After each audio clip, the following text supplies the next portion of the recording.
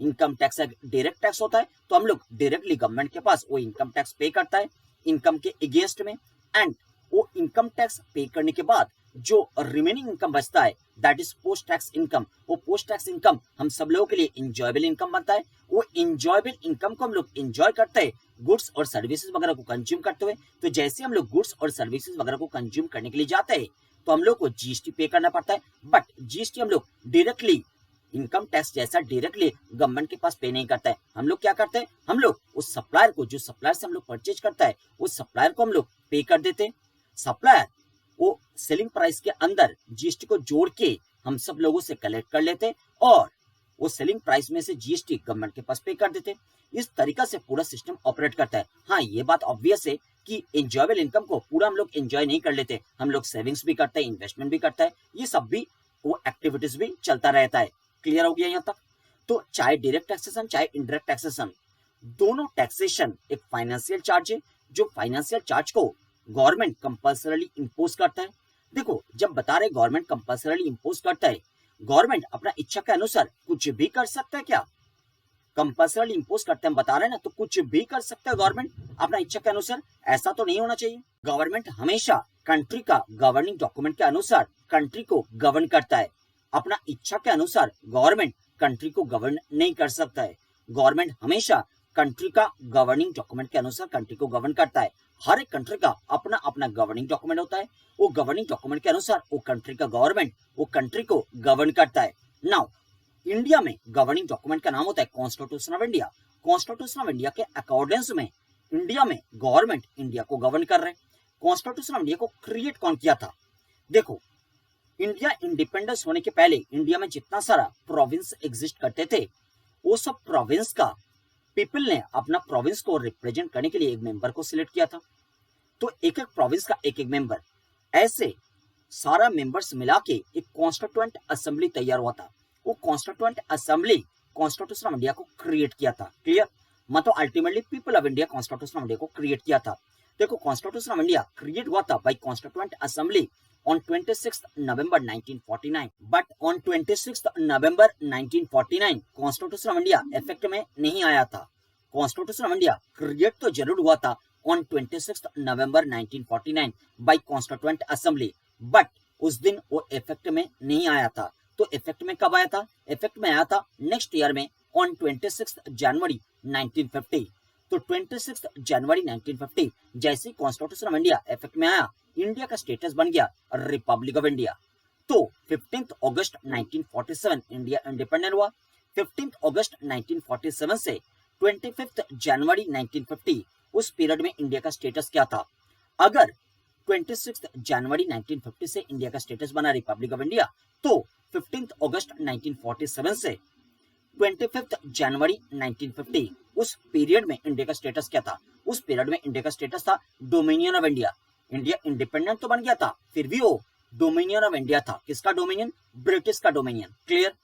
तो India Republic of India बना on 26 January 1950। Now main जो क्वेश्चन अराइज करेगा कि 26 जनवरी 1950 से इंडिया को एक गवर्निंग डॉक्यूमेंट मिल गया।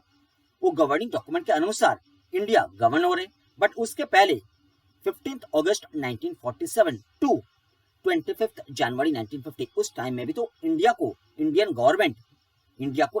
गवर्नमेंट गवर्न कर रहे थे। उस टाइम में कौन सा गवर्निंग डॉक्यूमेंट के अनुसार गवर्न हो रहे थे इंडिया?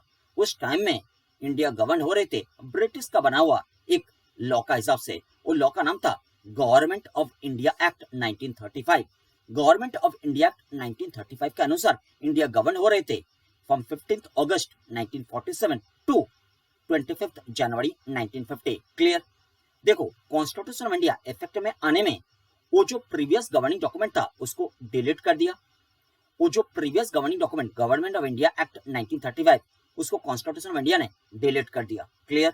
और एक बहुत ही इंपॉर्टेंट डॉक्यूमेंट को भी डिलीट किया constitution of India, that is India independence act 1947। देखो, लॉ में जब कोई एक पर्टिकुलर एक्ट का इफेक्ट को एलिमिनेट किया जाता है तो डिलीट व्हाट यूज्ड ना करके रिपील व्हाट को यूज्ड किया जाता है। तो हम लोग ऐसे बताएंगे कि constitution of India, government of India act 1935 as well as India independence act 1947 दोनों को रिपील कर दिया था। Clear. Government of India act 1935 तो इंडिया को गवर्न करने वाला डॉक्यूमेंट था, बट इंडिया इंडिपेंडेंस एक्ट 1947 कौन सा डॉक्यूमेंट था? India independence act 1947 unpartitioned India, British India को दो पार्ट्स में डिवाइड किया था, एक डोमिनियन ऑफ इंडिया एंड दूसरा डोमिनियन ऑफ पाकिस्तान। तो 1947 15 अगस्त जो डोमिनियन ऑफ इंडिया का जन्म हुआ वो तो इंडिपेंडेंट था, बट वो डोमिनियन थे। उसका स्टेटस बना Republic of India on 26 January 1950 and constitution of India एक इंडिया का गवर्निंग डॉक्यूमेंट, जो गवर्निंग डॉक्यूमेंट का हिसाब से इंडिया को, इंडिया का गवर्नमेंट गवर्न कर रहे। Constitution of India is the supreme law of the country. India में जितना भी सारा लॉ बन रहे वो सारा लॉ अपना पावर, ऑथोरिटी, फोर्स डेराइव कर रहे from the constitution of India. Clear. तो इंडियन गवर्नमेंट जब इंडिया में टैक्स इंपोज करता है कॉन्स्टिट्यूशन ऑफ इंडिया के अनुसार ही इंपोज करता है। क्लियर। तो कॉन्स्टिट्यूशन ऑफ इंडिया के बारे में थोड़ा बहुत पता होना चाहिए, तो चलो थोड़ा बहुत स्टडी कर लेते हैं। देखिए लिखा गया है constitution of India is the fundamental governing document, आपको मिला fundamental governing document of the country and was adopted by it's people with a declaration in its preamble. एक प्रीएम्बल होता है कॉन्स्टिट्यूशन ऑफ इंडिया में, एक प्रीएम्बल होता है starting में। वो प्रीएम्बल में इंडिया का पीपल इंडिया को डिक्लेयर कर रहे हैं कि इंडिया को वो कैसा देखना चाहते, मतलब कैसा इंडिया बनाना चाहते, उसके बारे में प्रीएम्बल में लिखा गया है। क्लियर। एंड पूरा कॉन्स्टिट्यूशन ऑफ इंडिया का जो मेन पोर्शन है वो मेन पोर्शन में जितना सारा सब्जेक्ट मैटर्स कवर्ड है वो सारा सब्जेक्ट मैटर्स को डिफरेंट चैप्टर्स में डिवाइड किया गया है। कॉन्स्टिट्यूशन ऑफ इंडिया के केस में हम लोग चैप्टर्स ना बोलकर उसको पार्ट्स बोलते हैं। क्लियर। और पार्ट्स के अंडर जो सारा सब सब्जेक्ट मैटर है उसको कवर किया गया आर्टिकल के अनुसार। पूरा कॉन्स्टिट्यूशन ऑफ इंडिया जो मेन डॉक्यूमेंट है, प्रीएम्बल तो हो गया, एक भूमिका। प्रीएम्बल में पीपल ऑफ इंडिया इंडिया को डिक्लेयर किया कि वो पीपल ऑफ इंडिया इंडिया को कैसा बनाना चाहते। नेक्स्ट प्रीएम्बल के बाद जो main portion of the constitution of India है वो मेन पोर्शन में जो सारा सब्जेक्ट्स कवर्ड होता है वो सारा सब्जेक्ट्स को आइडेंटिफाई किया गया एज पार्ट्स एंड पार्ट्स के अंडर जो सारा सब सब्जेक्ट मैटर्स कवर्ड होता है वो सब सब्जेक्ट मैटर्स को आइडेंटिफाई किया जाता है as articles and constitution of India में एंड में रहता है डिफरेंट एनेक्स्चर्स। कैसे एनेक्स्चर्स रहता है, क्यों रहता है, वो आगे जाकर डिस्कस करेंगे। वो जो डिफरेंट एनेक्स्चर्स रहता है उसको कॉन्स्टिट्यूशन ऑफ इंडिया के केस में आइडेंटिफाई किया जाता है एज शेडोज। तो कॉन्स्टिट्यूशन ऑफ इंडिया का स्ट्रक्चर्स समझ में आ गया। कॉन्स्टिट्यूशन ऑफ इंडिया होता क्या है? एक फंडामेंटल गवर्निंग डॉक्यूमेंट होता है। फंडामेंटल गवर्निंग डॉक्यूमेंट अपना पावर, ऑथोरिटी कहां से डेराइव कर रहे? पीपल ऑफ इंडिया से। तो पीपल ऑफ इंडिया से पावर, ऑथोरिटी डेराइव कर रहे constitution of India and constitution of India से पावर, ऑथोरिटी डेराइव करके गवर्नमेंट इंडिया को गवर्न कर रहे हैं। बात क्लियर? तो आइए स्टडी करते हैं। Constitution of India is the fundamental governing document of the country and was adopted by its people with a declaration in its preamble. Constitution of India is the foundation and a source of powers to legislate all laws in India, to make all laws in India. All our laws derive their authority and force from the Constitution. The Constitution of India is the supreme law of India. It was created by the Constituent Assembly. It was adopted by the Constituent Assembly of India on 26 November 1949, but उस दिन वो effective नहीं हुआ था and became effective on 26 January 1950. The Constitution of India replaced the Government of India Act 1935 as the country's fundamental governing document, and the Dominion of India became the Republic of India. India celebrates its Constitution on 26 January as a Republic Day. Constitution of India also replaced the India Independence Act 1947 that partitioned British India into the two new independent dominions, Dominion of India and Dominion of Pakistan. तो Constitution of India के बारे में एक brief idea developed हो गया। देखो, Constitution of India India को operate करने के लिए 3 पब्लिक ऑथोरिटीज का जन्म दिया। कौन सा 3 पब्लिक ऑथोरिटीज? वो होता है number 1 legislature, second executive and third judiciary. ये 3 पब्लिक ऑथोरिटीज का जन्म दिया। इन 3 पब्लिक ऑथोरिटीज इंडिया को गवर्न कर रहे। कैसे? आ जाइए एक बार हम लोग नेक्स्ट पेज में वो 3 पब्लिक ऑथोरिटीज के बारे में स्टडी स्टार्ट करता है। देखिए नेक्स्ट पेज में constitution of India. Constitution of India ने 3 पब्लिक ऑथोरिटीज का जन्म दिया। कौन सा 3 पब्लिक ऑथोरिटीज? लेजिस्लेचर, एग्जीक्यूटिव जिसको एडमिनिस्ट्रेशन भी बोला जाता है, and that partitioned British India into the two new independent dominions, Dominion of India and Dominion of Pakistan. इतना तक मैटर तो ऑलरेडी हम लोगों ने डिस्कस किया था एंड वेरी मच क्लियर भी था. Next important point is constitution of India. India को गवर्न करने के लिए तीन पब्लिक अथॉरिटीज का जन्म दिया एंड वो तीन पब्लिक अथॉरिटीज रियलिटी में इंडिया को गवर्न कर रहे. वो तीन पब्लिक अथॉरिटीज इंडिया को गवर्न करने के लिए अपना पावर डेराइव कर रहे कॉन्स्टिट्यूशन ऑफ इंडिया से एंड कॉन्स्टिट्यूशन ऑफ इंडिया अपना पावर डेराइव कर रहे पीपल ऑफ इंडिया से. तो एक्चुअली पावर किसके पास है? पीपल ऑफ इंडिया के पास है. Actually power people of India के पास है. आपको लग रहा है ये सारा मैटर थियोरेटिकल है? No no no, it is very much practical. इससे ज्यादा प्रैक्टिकल कुछ है ही नहीं. सारा पावर पीपल ऑफ इंडिया के पास है. पीपल ऑफ इंडिया के पास कलेक्टिवली सारा पावर है. पीपल ऑफ इंडिया से पावर डेराइव कर रहे constitution of India and constitution of India से पावर डेराइव कर रहे वो तीन पब्लिक अथॉरिटीज. जो तीन पब्लिक अथॉरिटीज रियलिटी में इंडिया को गवर्न कर रहे वो तीन पब्लिक अथॉरिटीज कौन कौन है? नंबर 1 लेजिस्लेचर, सेकंड एग्जीक्यूटिव और एडमिनिस्ट्रेशन, थर्ड जुडिशियरी. लेजिस्लेचर का मतलब होता है वो पब्लिक अथॉरिटी जो पब्लिक अथॉरिटी लॉ बनाता है. इंडिया को गवर्न करने के लिए कानून तो होना चाहिए. कानून का हिसाब से इंडिया गवर्न होगा. तो कानून को बनाता है लेजिस्लेचर. लेजिस्लेचर का काम होता है लॉ बनाना. वो केवल लॉ बनाने वाला काम करता है एंड वो बना हुआ लॉ को इम्प्लीमेंट तो करना पड़ेगा. लॉ बनाया गया क्यों? इम्प्लीमेंट करने के लिए. तो इम्प्लीमेंटेशन वाला एक्सरसाइज को कैरी आउट करता है next public authority, that is executive और एडमिनिस्ट्रेशन. आप लोग एग्जीक्यूटिव और एडमिनिस्ट्रेशन को ही गवर्नमेंट बोलते हो. Actually legislature, executive, administration and judiciary तीनों मिला के गवर्नमेंट होता है. क्लियर? तो लेजिस्लेचर का काम होता है लॉ बनाना to govern India and legislature का बना हुआ लॉ को इम्प्लीमेंट करता है एग्जीक्यूटिव और एडमिनिस्ट्रेशन. इम्प्लीमेंट करने के टाइम में इम्प्लीमेंट किसके ऊपर हो रहा है? पीपल ऑफ इंडिया के ऊपर ही हो रहा है. क्लियर? पीपल ऑफ इंडिया के ऊपर जब इम्प्लीमेंटेशन एक्सरसाइज कैरी आउट करता है एग्जीक्यूटिव और एडमिनिस्ट्रेशन, तो उस टाइम में अगर कोई डिस्प्यूट अराइज करता है वो डिस्प्यूट को रिजॉल्व करने का काम करता है जुडिशरी, जिसको हम लोग कोर्ट्स बोलते हैं. क्लियर? तो लेजिस्लेचर, एग्जीक्यूटिव, जुडिशरी ये तीन पब्लिक अथॉरिटीज रियलिटी में इंडिया को गवर्न कर रहे हैं. इसके बारे में आगे हम लोग स्टडी करेंगे. नाउ लेजिस्लेचर तो लॉ बनाता है बट लॉ कितना प्रकार का होता है ये पता होना वेरी मच नेसेसरी. लॉ दो प्रकार का होता है. एक तो होता है सब्सटेंटिव लॉ, दूसरा होता है प्रोसीड्यूरल लॉ. सब्सटेंटिव लॉ का मतलब होता है what to do and procedural law का मतलब होता है हाउ टू डू.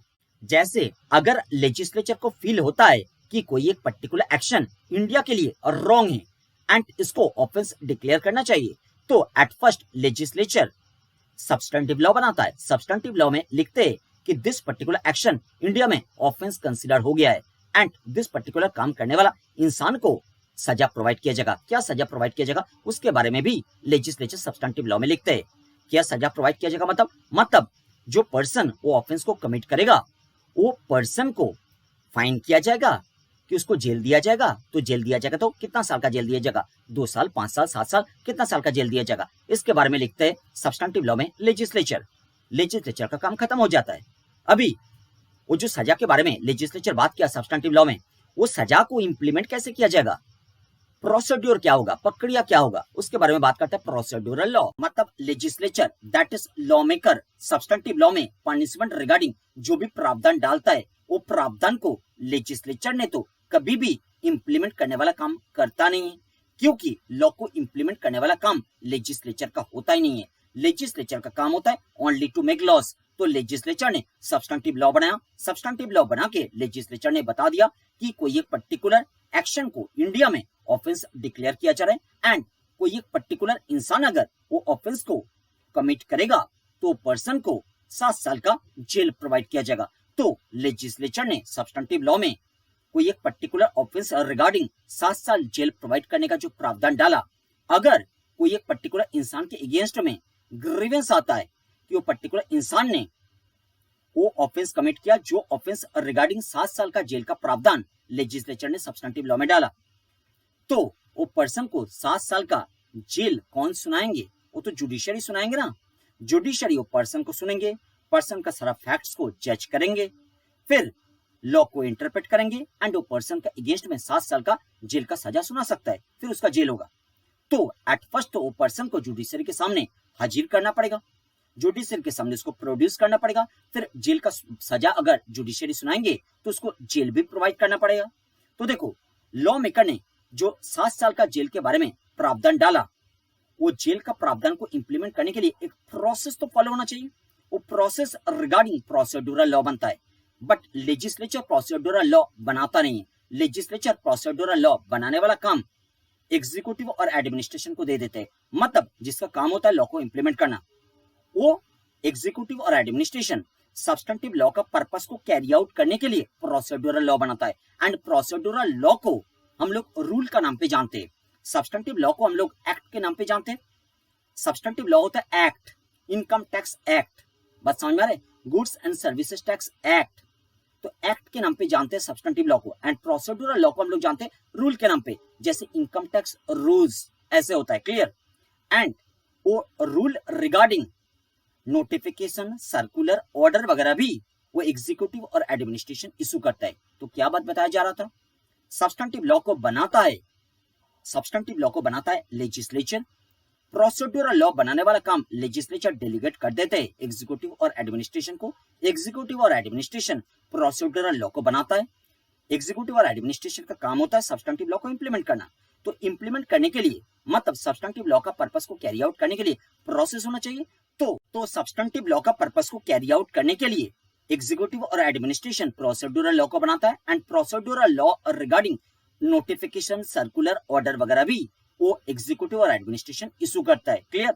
देखो, वो सर्कुलर, ऑर्डर, नोटिफिकेशन वगैरह होता क्या है वो आगे जाकर हम लोग डिस्कस करेंगे। इतना बात तो समझ में आ गया ना कि लॉ दो प्रकार का होता है, एक होता है सब्सटेंटिव लॉ, दूसरा होता है प्रोसीड्यूरल लॉ। सब्सटेंटिव लॉ कौन बनाता है, प्रोसीड्यूरल लॉ कौन बनाता है। देखो, लॉ बनाने वाला काम एक्चुअली लेजिस्लेचर का है, बट लेजिस्लेचर वो प्रोसीड्यूरल लॉ बनाने वाला काम एग्जीक्यूटिव और एडमिनिस्ट्रेशन को वो डेलीगेट कर देते हैं, और एग्जीक्यूटिव और एडमिनिस्ट्रेशन सब्सटेंटिव लॉ का पर्पस को कैरी आउट करने के लिए, मतलब सब्सटेंटिव लॉ को इंप्लीमेंट करने के लिए प्रोसीड्यूरल लॉ बनाता है। तो एग्जीक्यूटिव और एडमिनिस्ट्रेशन क्या करता है, वो सब्सटेंटिव लॉ को इंप्लीमेंट करता है, साथ साथ प्रोसीड्यूरल लॉ बनाते, प्रोसीड्यूरल लॉ बना के सब्सटेंटिव लॉ को इंप्लीमेंट करता है। बात आपको समझ में आ गया। एंड जुडिशियरी का काम क्या होता है, जुडिशियरी का काम होता है कि जो लॉ बन गया वो लॉ को इंटरप्रेट करके इशू को रिजॉल्व करना। बात क्लियर। एंड नेक्स्ट पॉइंट को स्टडी करते हुए जरूर हम लोग ऑब्जर्व करेंगे कि जो बात ऑलरेडी हम लोगों ने डिस्कस किया, पीपल ऑफ इंडिया के पास अल्टीमेटली पावर एग्जिस्ट करता है। पीपल ऑफ इंडिया डायरेक्टली और इनडायरेक्टली पावर को एक्सरसाइज करते हुए इंडिया को गवर्न कर रहे हैं। कौन सा तरीके से पीपल ऑफ इंडिया डायरेक्टली और इनडायरेक्टली अपना पावर को एक्सरसाइज करते हुए कंट्री को गवर्न कर रहे हैं। पीपल ऑफ इंडिया एक फेयर इलेक्शन प्रोसेस के थ्रू अपना रिप्रेजेंटेटिव को इलेक्ट करते हैं to govern the country, clear. इस स्पिरिट को, जो बात मैंने बताया, इस स्पिरिट को कैच करते हुए कॉन्स्टिट्यूशन ऑफ इंडिया का प्रीएम्बल में इंडिया को डिक्लेयर किया गया है कि इंडिया एक डेमोक्रेटिक रिपब्लिक कंट्री है। इंडिया एक डेमोक्रेटिक रिपब्लिक कंट्री है, मतलब पीपल ऑफ इंडिया के पास सारा पावर एग्जिस्ट करता है। पीपल ऑफ इंडिया वो पावर को डायरेक्टली और इनडायरेक्टली एक्सरसाइज करते हुए इंडिया को गवर्न कर रहा है। कौन सा तरीका से, ऑब्वियसली एक फेयर इलेक्शन प्रोसेस के थ्रू अपना रिप्रेजेंटेटिव को इलेक्ट करता है people of India to govern the country, clear. वो बात नीचे वाला पॉइंट में लिखा गया है। तो आइए नेक्स्ट पॉइंट को हम लोग स्टडी करना स्टार्ट करता है। Next point says the constitution declares India is sovereign. Sovereign word आपको मिला, इंडिया एक सॉवरेन कंट्री है, इसका मतलब इंडिया एक इंडिपेंडेंट कंट्री है विथ फुल ऑटोनॉमी। गवर्नमेंट जो है इंडिया में, वो गवर्नमेंट फुल ऑटोनॉमी के साथ कोई भी इंटरनल एक्सटर्नल डिसीजन लेने का पावर को होल्ड करता है, एंड वो पावर को कोई भी एक्सटर्नल फोर्स चैलेंज नहीं कर सकता है। आई रिपीट, इंडिया एक सॉवरेन कंट्री है, इसका मतलब इंडिया एक इंडिपेंडेंट कंट्री है विथ फुल ऑटोनॉमी। इंडिया में जो गवर्नमेंट है वो गवर्नमेंट फुल ऑटोनॉमी के साथ इंटरनल एक्सटर्नल डिसीजन लेने का पावर को होल्ड करता है, एंड वो पावर को कोई भी एक्सटर्नल फोर्स चैलेंज नहीं कर सकता है। तो दिस पर्टिकुलर स्पिरिट रिफ्लेक्ट हो रहा है सॉवरेन वर्ड में। तो इंडिया एक सॉवरेन कंट्री है, इसका मतलब समझ में आ गया। Next, socialist. देखो, सोशलिस्ट का मतलब क्या होता है, जो गवर्नमेंट है वो गवर्नमेंट कंट्री का पीपल के लिए इंश्योर करेंगे। गवर्नमेंट जो है वो कंट्री का पीपल के लिए इंश्योर करेंगे, कंट्री का पीपल का food, education, employment, health and housing वगैरह, क्लियर। देखो, जब तक दुनिया में प्रोडक्शन एग्जिस्ट करेगा तब तक मार्केट भी एग्जिस्ट करेगा। आपने इकोनॉमिक्स में स्टडी किया है, मार्केट तब तक एग्जिस्ट करेगा जब तक प्रोडक्शन एग्जिस्ट करेगा। प्रोडक्शन एग्जिस्ट करने में मार्केट एग्जिस्ट करेगा, मार्केट फोर्स एग्जिस्ट करेगा। तो अगर मार्केट फोर्स को इंडिपेंडेंटली काम करने का अपॉर्चुनिटी दिया जाएगा तो हो सकता है बहुत सारा पीपल को खाना पीना नहीं मिलेगा। इसलिए सोशलिस्ट कंट्री में सेंट्रल प्लानिंग के अंडर मार्केट फोर्स काम करता है, मार्केट फोर्स इंडिपेंडेंटली काम नहीं करता है। सेंट्रल प्लानिंग के अंडर मार्केट फोर्स सब्ज्यूम्ड हो जाता है। क्लियर? तो इंडिया एक सॉवरेन कंट्री है, सोशलिस्ट कंट्री है। नेक्स्ट सेकुलर कंट्री है। सेकुलर का मतलब तो आपको आता ही है। क्लियर? सेकुलर कंट्री है, मतलब कोई रिलीजन कंट्री नहीं है। नेक्स्ट डेमोक्रेटिक और रिपब्लिक कंट्री। तो इंडिया में जो पीपल है वो पीपल के पास अल्टीमेटली सारा पावर एग्जिस्ट करता है। वो पीपल डायरेक्टली और इनडायरेक्टली वो पावर को एक्सरसाइज करता है। कैसे एक्सरसाइज करता है? फ्री इलेक्शन प्रोसेस के थ्रू अपना रिप्रेजेंटेटिव को इलेक्ट करता है टू गवर्न द कंट्री। यही सारा बात किया जा रहा है। तो the constitution declares India a sovereign socialist secular democratic republic country assuring its citizen justice, equality, liberty and endeavours to promote fraternity. तो सारा कंसेप्ट समझ में आ गया। इंडिया एक sovereign socialist secular democratic republic country है जो अपना सिटीजन के लिए निश्चित करता है जस्टिस, इक्वलिटी, लिबर्टी एंड पूरा तरीका से चेष्टा करता है कि अपना जो सिटीजन्स है वो सिटीजन्स कॉमन इंडिया का जो पर्पस है वो पर्पस को अचीव करने के लिए काम करे। लिखा हुआ ना, एंडेवर्स मतलब चेष्टा, टू प्रमोट फ्रैटर्निटी। फ्रैटर्निटी का मतलब क्या होता है? मतलब ग्रुप ऑफ पीपल जो कॉमन पर्पस के लिए काम करता है। क्लियर हो गया? देखो जो बात हम लोग कर रहे थे कि तीन काम के बारे में हम लोग बात करते हैं, तीन फंक्शन के बारे में बात कर रहे थे। एक लॉ मेकिंग फंक्शन, दूसरा लॉ को इंप्लीमेंट करने वाला फंक्शन, तीसरा लॉ को इंटरप्रेट करके इशू रिजॉल्व करने का फंक्शन। ये तीन फंक्शन कोई भी फ्री डेमोक्रेटिक कंट्री में तीन इंडिपेंडेंट ऑर्गन के हाथ में होता है। इंडिया में भी ऐसे ही है। इंडिया में कॉन्स्टिट्यूशन ऑफ इंडिया ये तीन फंक्शन को कैरी आउट करने के लिए तीन पब्लिक अथॉरिटीज का जन्म दिया। तो आइए वो तीन पब्लिक अथॉरिटीज के बारे में डिटेल में स्टडी करना स्टार्ट करता है। देखिए, फॉलो कीजिए। कॉन्स्टिट्यूशन ऑफ इंडिया, उसके नीचे आ रहे पब्लिक अथॉरिटीज, मिले आपको? तो तीन पब्लिक अथॉरिटीज का जन्म दिया constitution of India. Number 1 legislature, जिसको लेजिस्लेटिव भी बोलते हैं, एग्जीक्यूटिव जिसको एडमिनिस्ट्रेशन भी बोलते हैं, जुडिशियरी जिसको कोर्ट बोलते हैं। क्लियर? तो लेजिस्लेचर का काम क्या होता है? Legislature are responsible to make laws to govern the country.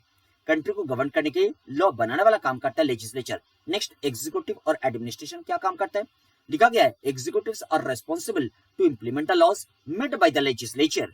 मतलब सब्सटेंटिव लॉ जो लेजिस्लेचर ने बनाया है उसको इंप्लीमेंट करने का काम करता है एग्जीक्यूटिव और administration. And for the purpose of carrying out the implementation exercise executive are empowered to make rule, मतलब प्रोसीड्यूरल लॉ बनाता है एंड साथ साथ नोटिफिकेशन ऑर्डर सर्कुलर भी बनाता है। वो क्या होता है आगे जाकर डिस्कस करेंगे। Next judiciary, judiciary is responsible to apply the laws in specific cases and settle all dispute by interpreting the laws.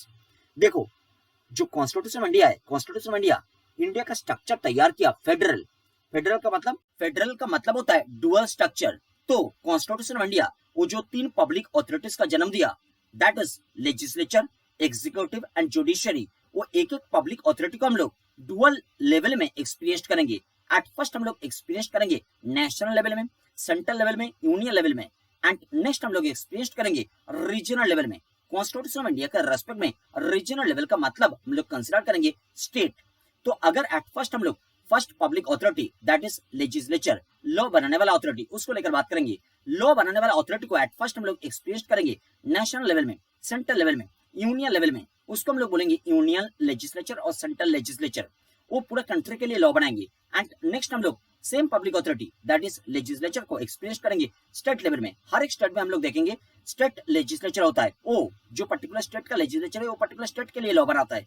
बात आपको समझ में आ रहा है? देखो जो यूनियन लेजिस्लेचर है, नेशनल लेवल का लेजिस्लेचर है, उसको हम लोग जानते हैं as parliament. And state level का जो लेजिस्लेचर है उसको हम लोग जानते हैं as state legislative assembly. Clear? तो parliament and state legislative assembly ये दो कैटेगरीज में हम लोग लेजिस्लेचर को डिवाइड कर सकते हैं। देखिए वही किया गया है।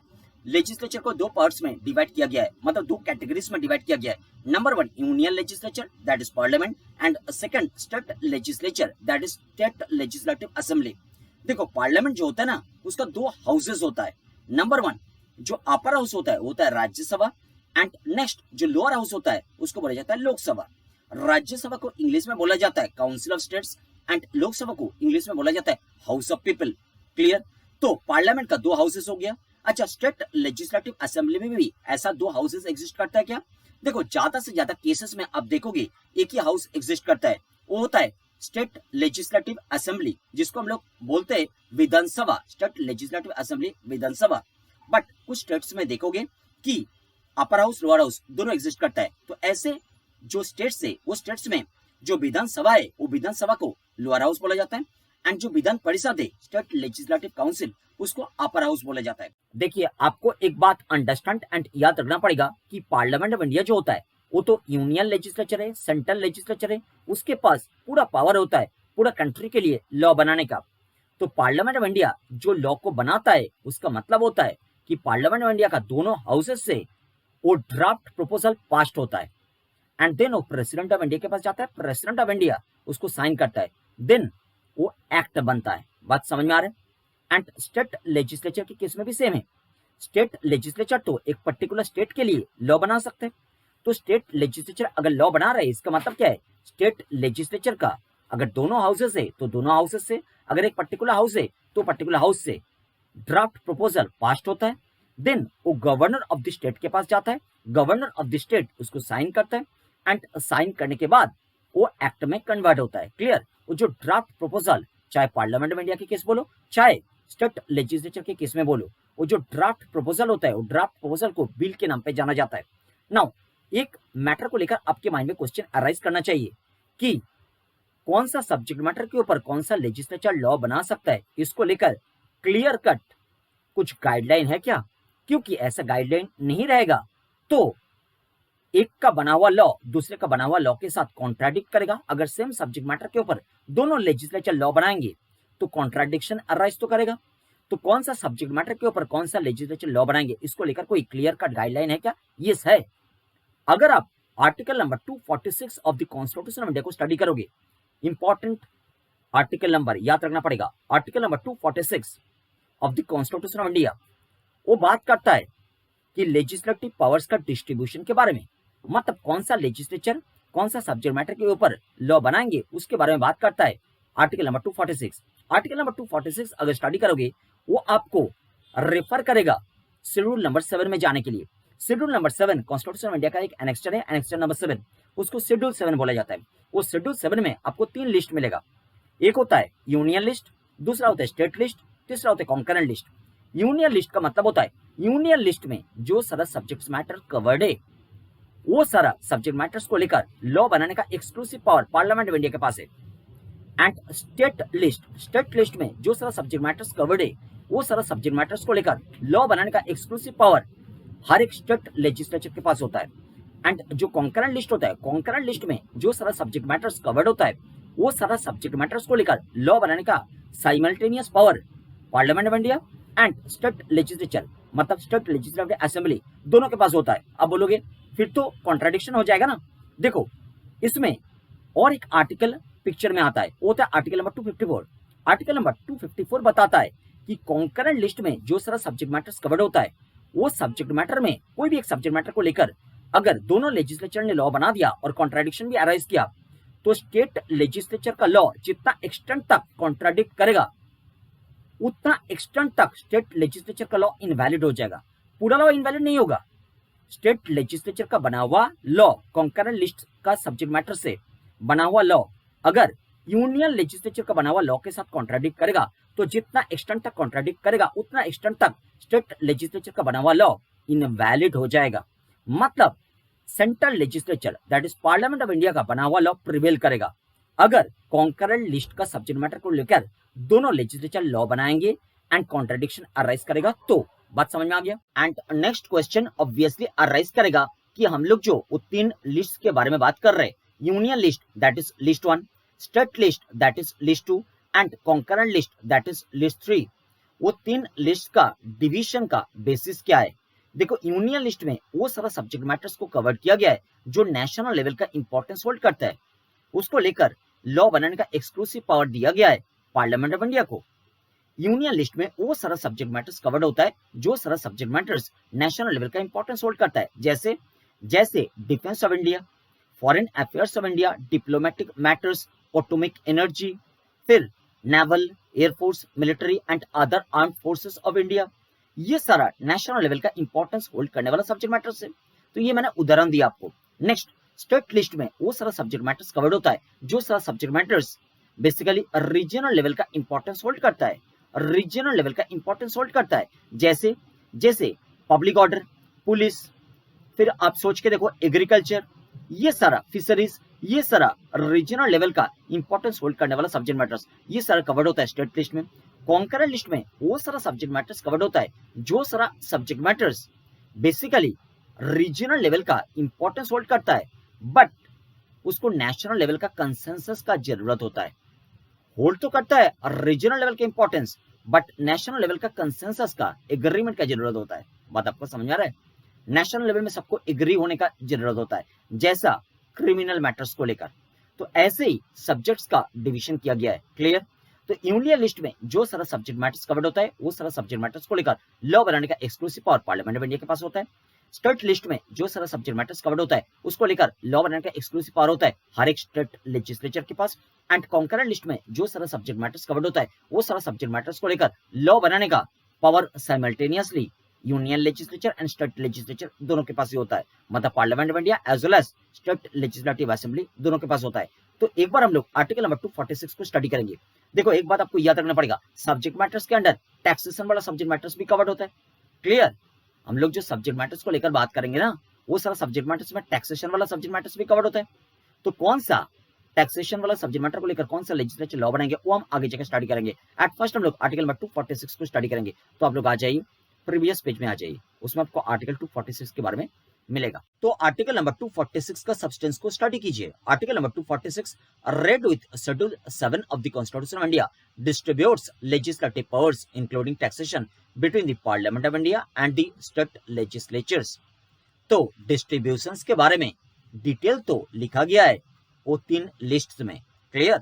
लिस्ट के बारे में कहाँ लिखा गया है फॉलो कीजिए, आपको डिटेल स्टडी नहीं करना पड़ेगा। ये सब कॉन्स्टिट्यूशन ऑफ इंडिया के बारे में जो बता रहे वो इनाफ है। देखिए 3 लिस्ट के बारे में नीचे आपको मिलेगा नेक्स्ट पेज में। List 1 is named as union list, list 2 as the state list and list 3 as the concurrent list. Each list contains a number of entries, मतलब सब्जेक्ट मैटर्स को लिस्ट के रेस्पेक्ट में एंट्रीज बोला जाता है। Clear? In which subjects of legislation have been separately and distinctly mentioned. बात clear हो गया? तो हम लोग बात कर रहे थे कि article number 246 rate with schedule 7 का हिसाब से लेजिस्लेटिव पावर्स डिस्ट्रीब्यूट्स हो चुका है। तो नेक्स्ट फिर से आ जाइए, वो जो 3 पब्लिक अथॉरिटीज के बारे में हम लोग डिस्कस कर रहे थे उसको हम लोग कंटिन्यू करते हैं। 3 पब्लिक अथॉरिटीज वाला पेज में आ जाइए। नेक्स्ट हम लोग second public authority that is executive और एडमिनिस्ट्रेशन के बारे में हम लोग डिस्कशन स्टार्ट करेंगे। एग्जीक्यूटिव और एडमिनिस्ट्रेशन को भी हम लोग डुअल लेवल में एक्सपीरियंस करेंगे, जैसे हम लोग लेजिस्लेचर को ऑलरेडी डुअल लेवल में एक्सपीरियंस किया है। एग्जीक्यूटिव और एडमिनिस्ट्रेशन के केस में सेंट्रल लेवल में हम लोग उसको एक्सपीरियंस करेंगे एज सेंट्रल एग्जीक्यूटिव और सेंट्रल एडमिनिस्ट्रेशन और सेंट्रल गवर्नमेंट और गवर्नमेंट ऑफ इंडिया के रूप में। एंड स्टेट लेवल में हम लोग एग्जीक्यूटिव और एडमिनिस्ट्रेशन को एक्सपीरियंस करेंगे एज स्टेट एग्जीक्यूटिव और स्टेट एडमिनिस्ट्रेशन और स्टेट गवर्नमेंट के रूप में। अलग अलग स्टेट गवर्नमेंट का अलग अलग नाम होता है, जैसा government of Tamil Nadu, government of Kerala, government of Maharashtra, government of Gujarat, government of west Bengal, government of Orissa, government of Bihar, इस तरीके से। क्लियर? नाउ वो जो central administration that is central executive that is central government that is government of India, उसको lead कौन करता है? Prime minister led cabinet. तो प्राइम मिनिस्टर लेड कैबिनेट जो होता है वो रिस्पॉन्सिबल होता है सारा आंसर देने के लिए। जो central legislature that is parliament of India होता है उसका जो लोअर हाउस होता है, मतलब house of people that is Lok Sabha, Lok Sabha के पास। I repeat, prime minister led cabinet जो होता है वो पूरा सेंट्रल एडमिनिस्ट्रेशन को रन करता है। तो वो prime minister led cabinet responsible होता है सारा आंसर देने के लिए central legislature that is parliament of India का जो लोअर हाउस होता है, मतलब house of people that is Lok Sabha, Lok Sabha के पास। एंड स्टेट लेवल में जो state executive that is state administration that is state government होता है वो रन कैसे करता है? चीफ मिनिस्टर का लीडरशिप में जो कैबिनेट होता है स्टेट्स में, चीफ मिनिस्टर का लीडरशिप में जो कैबिनेट होता है, चीफ मिनिस्टर लेड कैबिनेट, वो basically state administration, state executive, state government को रन कराता है, उसके द्वारा रन होता है। तो रन कराने के रेस्पेक्ट में जो सारा क्वेश्चन है वो सारा क्वेश्चन का आंसर देने के लिए रिस्पॉन्सिबल होता है chief minister led cabinet to the state legislature का जो लोअर हाउस है that is state legislative assembly मतलब विधानसभा के पास। देखो ज्यादा से ज्यादा स्टेट्स जो है उसमें स्टेट लेजिस्लेचर का एक ही हाउस है, दैट इज विधानसभा। जो सारा स्टेट्स में स्टेट लेजिस्लेचर का दो हाउसेस है, upper house and lower house Vidhan Sabha ही होता है। तो चीफ मिनिस्टर लेट कैबिनेट जो होता है वो स्टेट एडमिनिस्ट्रेशन को रन कराने के रेस्पेक्ट में सारा क्वेश्चंस का आंसर देने के लिए रेस्पॉन्सिबल होता है स्टेट लेजिस्लेचर का लोअर हाउस के पास, that is state legislative assembly, that is Vidhan Sabha के पास। बात समझ में आए? देखो आप लोग ऐसे कनेक्ट कर सकते हो। सेंट्रल एडमिनिस्ट्रेशन जो होता है, सेंट्रल एडमिनिस्ट्रेशन को लीड कौन करता है? आप बताओगे प्राइम मिनिस्टर लेड कैबिनेट जो होता है वो सेंट्रल एडमिनिस्ट्रेशन को लीड कर रहे हैं। तो प्राइम मिनिस्टर लेड कैबिनेट जो होता है वो कैबिनेट सेंट्रल एडमिनिस्ट्रेशन को रन करा रहे। तो सेंट्रल एडमिनिस्ट्रेशन को रन कराने के रेस्पेक्ट में जितना सारा क्वेश्चन है वो सारा क्वेश्चन का आंसर देने के लिए प्राइम मिनिस्टर लेड कैबिनेट जो होता है वो रेस्पॉन्सिबल होता है to the lower house of the parliament of India, मतलब सेंट्रल लेजिस्लेचर का जो लोअर हाउस है that is Lok Sabha, house of people, उसके पास रेस्पॉन्सिबल होता है prime minister led cabinet. Next state administration के केस में स्टेट एडमिनिस्ट्रेशन को लीड कौन करता है? आप बताओगे चीफ मिनिस्टर लेड कैबिनेट जो होता है वो स्टेट एडमिनिस्ट्रेशन को लीड करता है। तो स्टेट एडमिनिस्ट्रेशन को रन कराने के रेस्पेक्ट में जितना सारा क्वेश्चन है वो सारा क्वेश्चन का आंसर देने के लिए chief minister led cabinet responsible होता है स्टेट लेजिस्लेचर का जो लोअर हाउस होता है that is state legislative assembly मतलब विधानसभा, उसके पास। बात समझ में आया? कैसे कनेक्ट किया हमने? देखो सेंट्रल एडमिनिस्ट्रेशन जो होता है वो सेंट्रल एडमिनिस्ट्रेशन बनता कैसे एंड स्टेट एडमिनिस्ट्रेशन जो है वो भी बनता कैसे।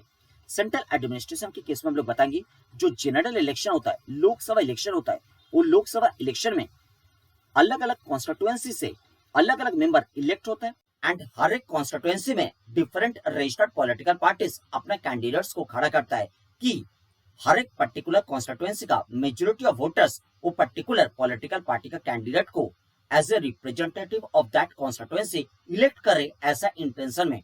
एंड जैसे ही हर एक पर्टिकुलर कॉन्स्टिट्यूएंसी का मेजोरिटी ऑफ वोटर्स कोई भी रजिस्टर्ड पॉलिटिकल पार्टी का कैंडिडेट को इलेक्ट करता है as a representative of that constituency, वो particular candidate of that particular political party बन जाता है एमपी ऑफ दैट कॉन्स्टिट्यूएंसी, मतलब member of parliament of that constituency, मतलब वो डायरेक्टली आ जाता है पार्लियामेंट में।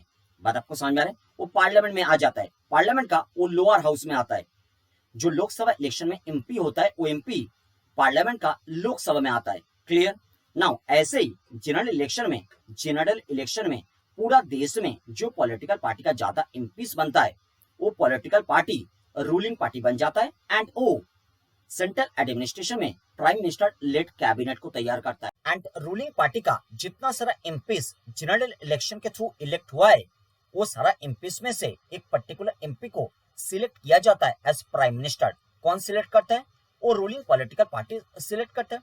तो रूलिंग पॉलिटिकल पार्टी का जितना सारा एमपीस इलेक्टेड हुआ है जनरल इलेक्शन में वो सारा एमपीस में से एक पर्टिकुलर एमपी को सिलेक्ट किया जाता है as prime minister and remaining MPs में से कुछ एमपीस को डिफरेंट मिनिस्ट्रीज का मिनिस्टर बनाया जाता है। बात समझ में आ रहा है? इसी तरीके से प्राइम मिनिस्टर का लीडरशिप में कैबिनेट फॉर्म होता है। तो कैबिनेट को फॉर्म कौन कर रहे हैं? मतलब सेंट्रल एडमिनिस्ट्रेशन को लीड कर रहे हैं प्राइम मिनिस्टर का लीडरशिप में कैबिनेट, उसको फॉर्म कौन कर रहे हैं? Ruling political party. But parliament का जो लोअर हाउस है लोकसभा में रूलिंग पॉलिटिकल पार्टी का सारा एमपीस एज वेल एज जितना सारा ऑपोजिशन पार्टीज है उनका जितना सारा एमपीस इलेक्टेड हुआ है जनरल इलेक्शन में वो सब पार्टिसिपेट करता है। क्लियर? मतलब लोकसभा में ruling political party as well as जितना सारा ऑपोजिशन पॉलिटिकल पार्टीज है सबका जो एमपीस है वो पार्टिसिपेट करता है। बात समझ में आ रहा है? बट कैबिनेट में केवल रूलिंग पॉलिटिकल पार्टी का एमपी वो पार्टिसिपेट करता है, वो भी पॉलिटिकल पार्टी जिसको सिलेक्ट करता है। इस तरीके से बात समझ में आ गया? तो सेंट्रल एडमिनिस्ट्रेशन का मतलब आपको समझ में आ गया।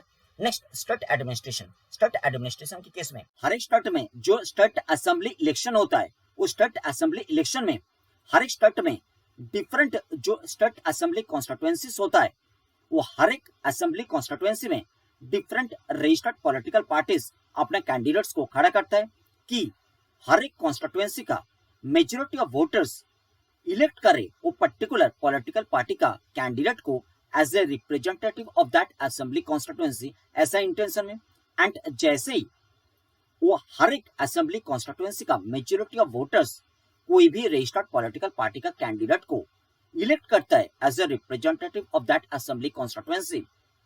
वो particular candidate of political party बन जाता है MLA, member of legislative assembly, मतलब वो स्टेट लेजिस्लेचर में आ जाता है। स्टेट लेजिस्लेचर का लोअर हाउस विधानसभा में आ जाता है, स्टेट लेजिस्लेटिव असेंबली में आ जाता है, उसको बोला जाता है member of legislative assembly, MLA.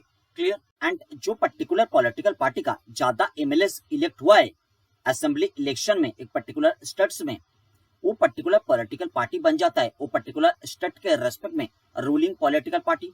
तो रूलिंग पॉलिटिकल पार्टी अपना इलेक्टेड एमएलए में से एक पर्टिकुलर एमएलए को सिलेक्ट करता है as chief minister, and remaining MLA में से कुछ एमएलए को डिफरेंट मिनिस्ट्रीज का मिनिस्टर बनाया जाता है। ऐसे ही चीफ मिनिस्टर का लीडरशिप में कैबिनेट तैयार होता है। बात समझ में आ रहा है?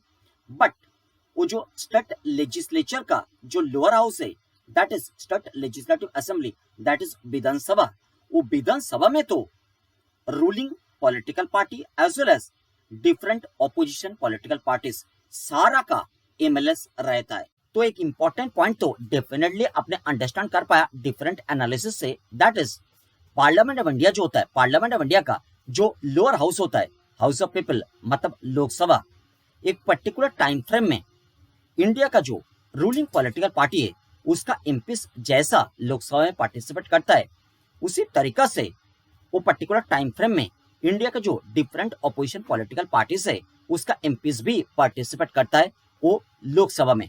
बात समझ में आ रहा है? एंड स्टेट के रेस्पेक्ट में जो स्टेट लेजिस्लेचर है, स्टेट लेजिस्लेचर का जो लोअर हाउस है दैट इज विधानसभा, विधानसभा में वो पर्टिकुलर स्टेट का एक पर्टिकुलर टाइम फ्रेम में जो रूलिंग पॉलिटिकल पार्टी है उसका एमएलए जैसा पार्टिसिपेट करता है, उसी तरीका से वो पर्टिकुलर टाइम फ्रेम में जो पर्टिकुलर स्टेट के रेस्पेक्ट में डिफरेंट ऑपोजिशन पॉलिटिकल पार्टीज है उसका एमएलए भी पार्टिसिपेट करता है वो विधानसभा में। तो सेंट्रल एडमिनिस्ट्रेशन के केस में जो प्राइम मिनिस्टर का लीडरशिप में कैबिनेट होता है वो कैबिनेट रेस्पॉन्सिबल होता है सारा आंसर देने के लिए वो पार्लियामेंट ऑफ इंडिया का लोअर हाउस के पास, मतलब उसमें ऑपोजिशन पॉलिटिकल पार्टी भी क्वेश्चन पूछेगा।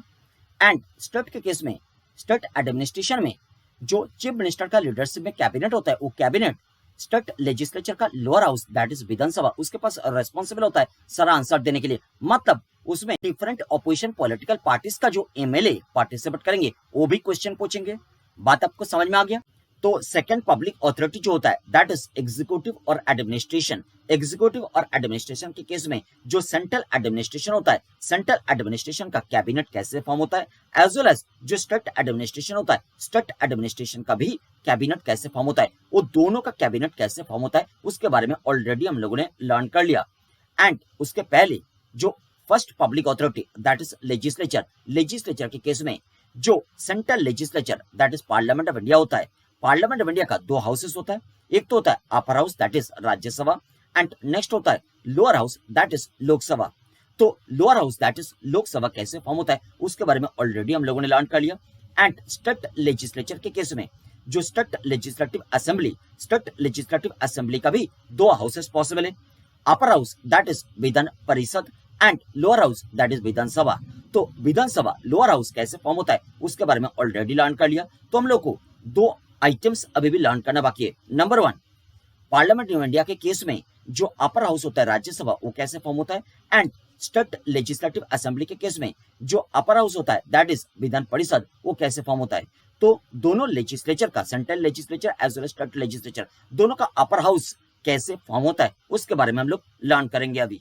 तो देखिए एट फर्स्ट आपको तो अंडरस्टैंड करना पड़ेगा कि सेंट्रल लेजिस्लेचर जो है मतलब parliament of India, parliament of India का जो दोनों हाउसेस है, upper house that is Rajya Sabha and lower house that is Lok Sabha, दोनों हाउसेस का जो मेंबर्स होता है वो एक एक मेंबर को कॉल किया जाता है एज एमपी। एमपी का फुल फॉर्म होता है member of parliament.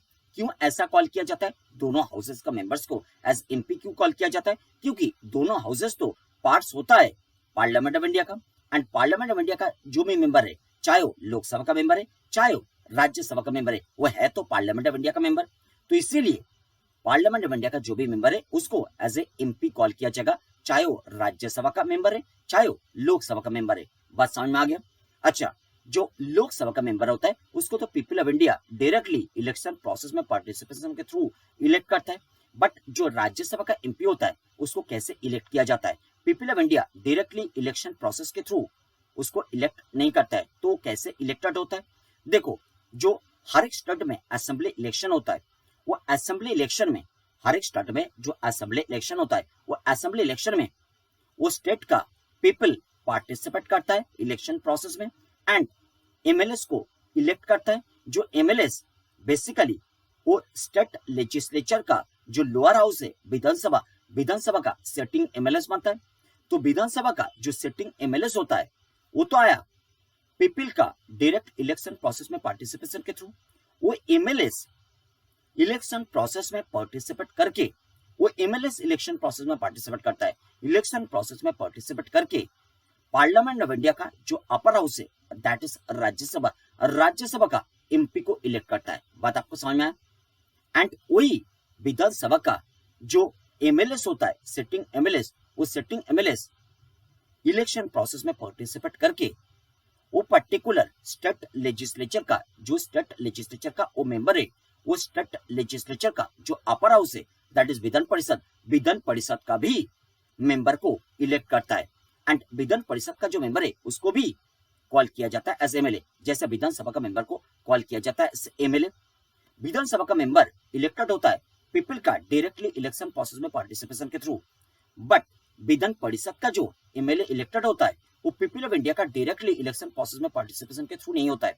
People of India जो एमएलएस को इलेक्ट किया विधानसभा के लिए, वो विधानसभा का एमएलएस वोटिंग प्रोसेस में पार्टिसिपेट करके विधान परिषद का एमएलएस को इलेक्ट करता है। बात आपको समझ में आ रहा है? एंड इसी कॉन्टेक्स्ट में आपको और एक एडिशनल पॉइंट में भी ध्यान देना पड़ेगा। That additional point is ruling political party, चाहे नेशनल लेवल का चाहे स्टेट लेवल का, दोनों लेवल्स का बात किया जा रहा है। दोनों लेवल्स के लिए कॉमन बात है, रूलिंग पॉलिटिकल पार्टी चाहे तो नेशनल लेवल में पार्लियामेंट ऑफ इंडिया का राज्यसभा से अपना मेंबर को मिनिस्टर बना सकते हैं एंड स्टेट लेवल में रूलिंग पॉलिटिकल पार्टी जो स्टेट लेजिस्लेचर का विधान परिषद है, विधान परिषद से अपना मेंबर को मिनिस्टर बना सकता है। बात आपको समझ में आ गया? तो देखिए, जैसे central legislature that is parliament of India का दो हाउसेस एग्जिस्ट करता है। Number 1 upper house that is Rajya Sabha and second lower house that is Lok Sabha. दोनों हाउसेस का जो सारा मेंबर्स होता है वो एक एक मेंबर को कॉल किया जाता है एज एमपी,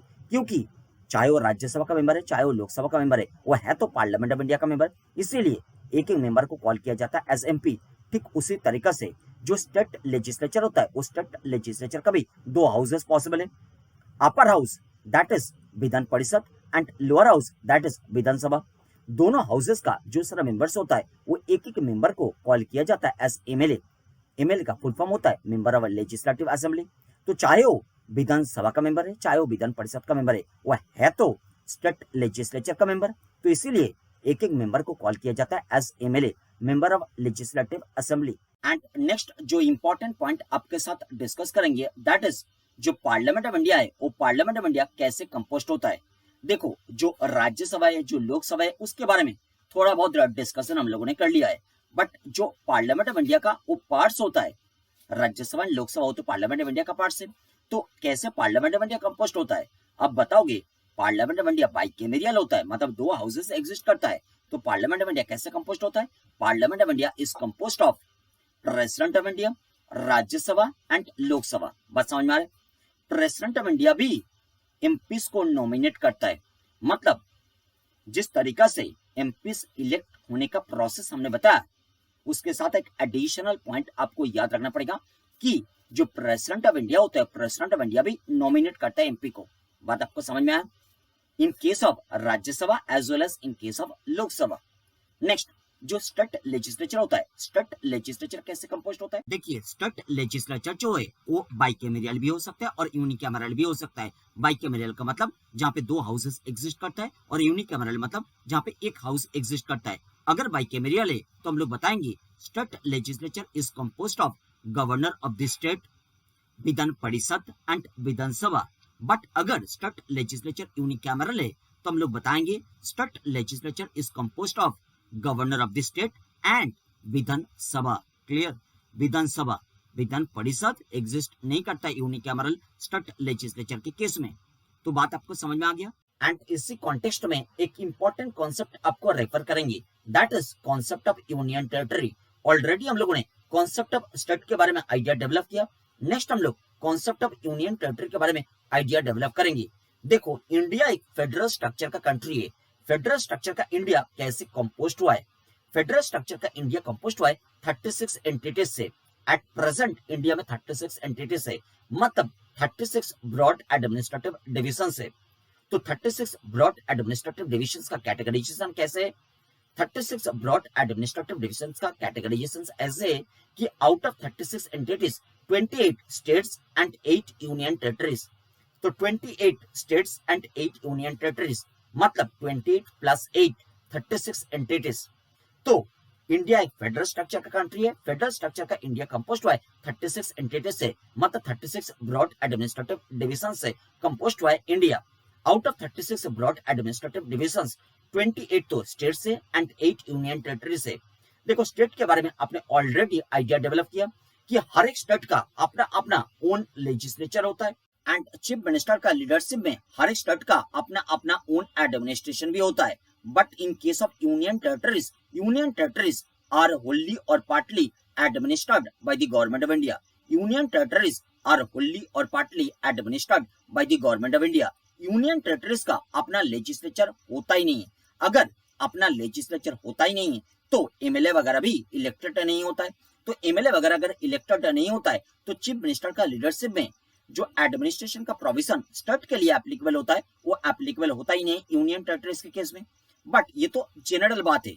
अगर स्पेसिफिक बात करेंगे तो out of 8 union territories 3 union territories ऐसा है जिसको पार्शियल स्टेट्यूट का स्टेटस दिया गया है। पार्शियल स्टेट्यूट का स्टेटस दिया गया है, मतलब वो 3 यूनियन टेरिटरीज के केस में लेजिस्लेचर का प्रोविजन मौजूद है, मतलब एमएलए वगैरह इलेक्टेड होता है। एमएलए वगैरह अगर इलेक्टेड होता है तो अगर चीफ मिनिस्टर्स अपॉइंटेड हुआ है तो 3 यूनियन टेरिटरीज का हर एक यूनियन टेरिटरी में उसका अपना चीफ मिनिस्टर का लीडरशिप में एक एडमिनिस्ट्रेशन भी रन करेगा। जैसे हर एक स्टेट के केस में वो स्टेट का अपना चीफ मिनिस्टर का लीडरशिप में एडमिनिस्ट्रेशन रन करता है। तो वो 3 एंटिटीज है तो एक्चुअली यूनियन टेरिटरीज, बट वो फंक्शन कर रहे स्टेट जैसा भी। इसीलिए लॉजिकली हम लोग बता रहे थे वो 3 एंटिटीज को यूटीज होने के बाद भी पार्शियल स्टेट्यूट का स्टेटस दिया गया है। वो स्टेट्स है नहीं, उसको पार्शियल स्टेट्यूट का स्टेटस दिया गया है। वो एक्चुअली है यूटीज, यूनियन टेरिटरीज। बात समझ में आ रहा है? वो कौन सा 3 यूनियन टेरिटरीज है जिसको पार्शियल स्टेट्यूट का स्टेटस दिया गया है? Number 1 Delhi, second Puducherry, third Jammu and Kashmir. तो दिल्ली, पुडुचेरी एंड जम्मू एंड कश्मीर, वो 3 यूनियन टेरिटरीज को पार्शियल स्टेट्यूट का स्टेटस दिया गया है। देखो, जो 8 यूनियन टेरिटरीज टोटल में है, आउट ऑफ 8 यूनियन टेरिटरीज हम लोग 3 यूनियन टेरिटरीज के बारे में स्पेसिफिकली बात कर लिया कि उसको पार्शियल स्टेट्यूट का स्टेटस दिया गया है। All 8 union territories Holi or partly administrate होता है bye the government of India.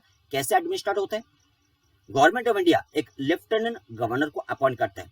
Lieutenant governor के थ्रू एडमिनिस्ट्रेट करता है government of India union territories को। बात समझ में आ गया? देखो, यूनियन टेरिटरीज के बारे में डिटेल स्टडी करेंगे जब जीएसटी स्टडी करेंगे। नाउ जो बात हम लोग कर रहे थे कि लेजिस्लेचर का काम होता है लॉ बनाना। लेजिस्लेचर का बना हुआ लॉ को इंप्लीमेंट करता है एग्जीक्यूटिव और एडमिनिस्ट्रेशन।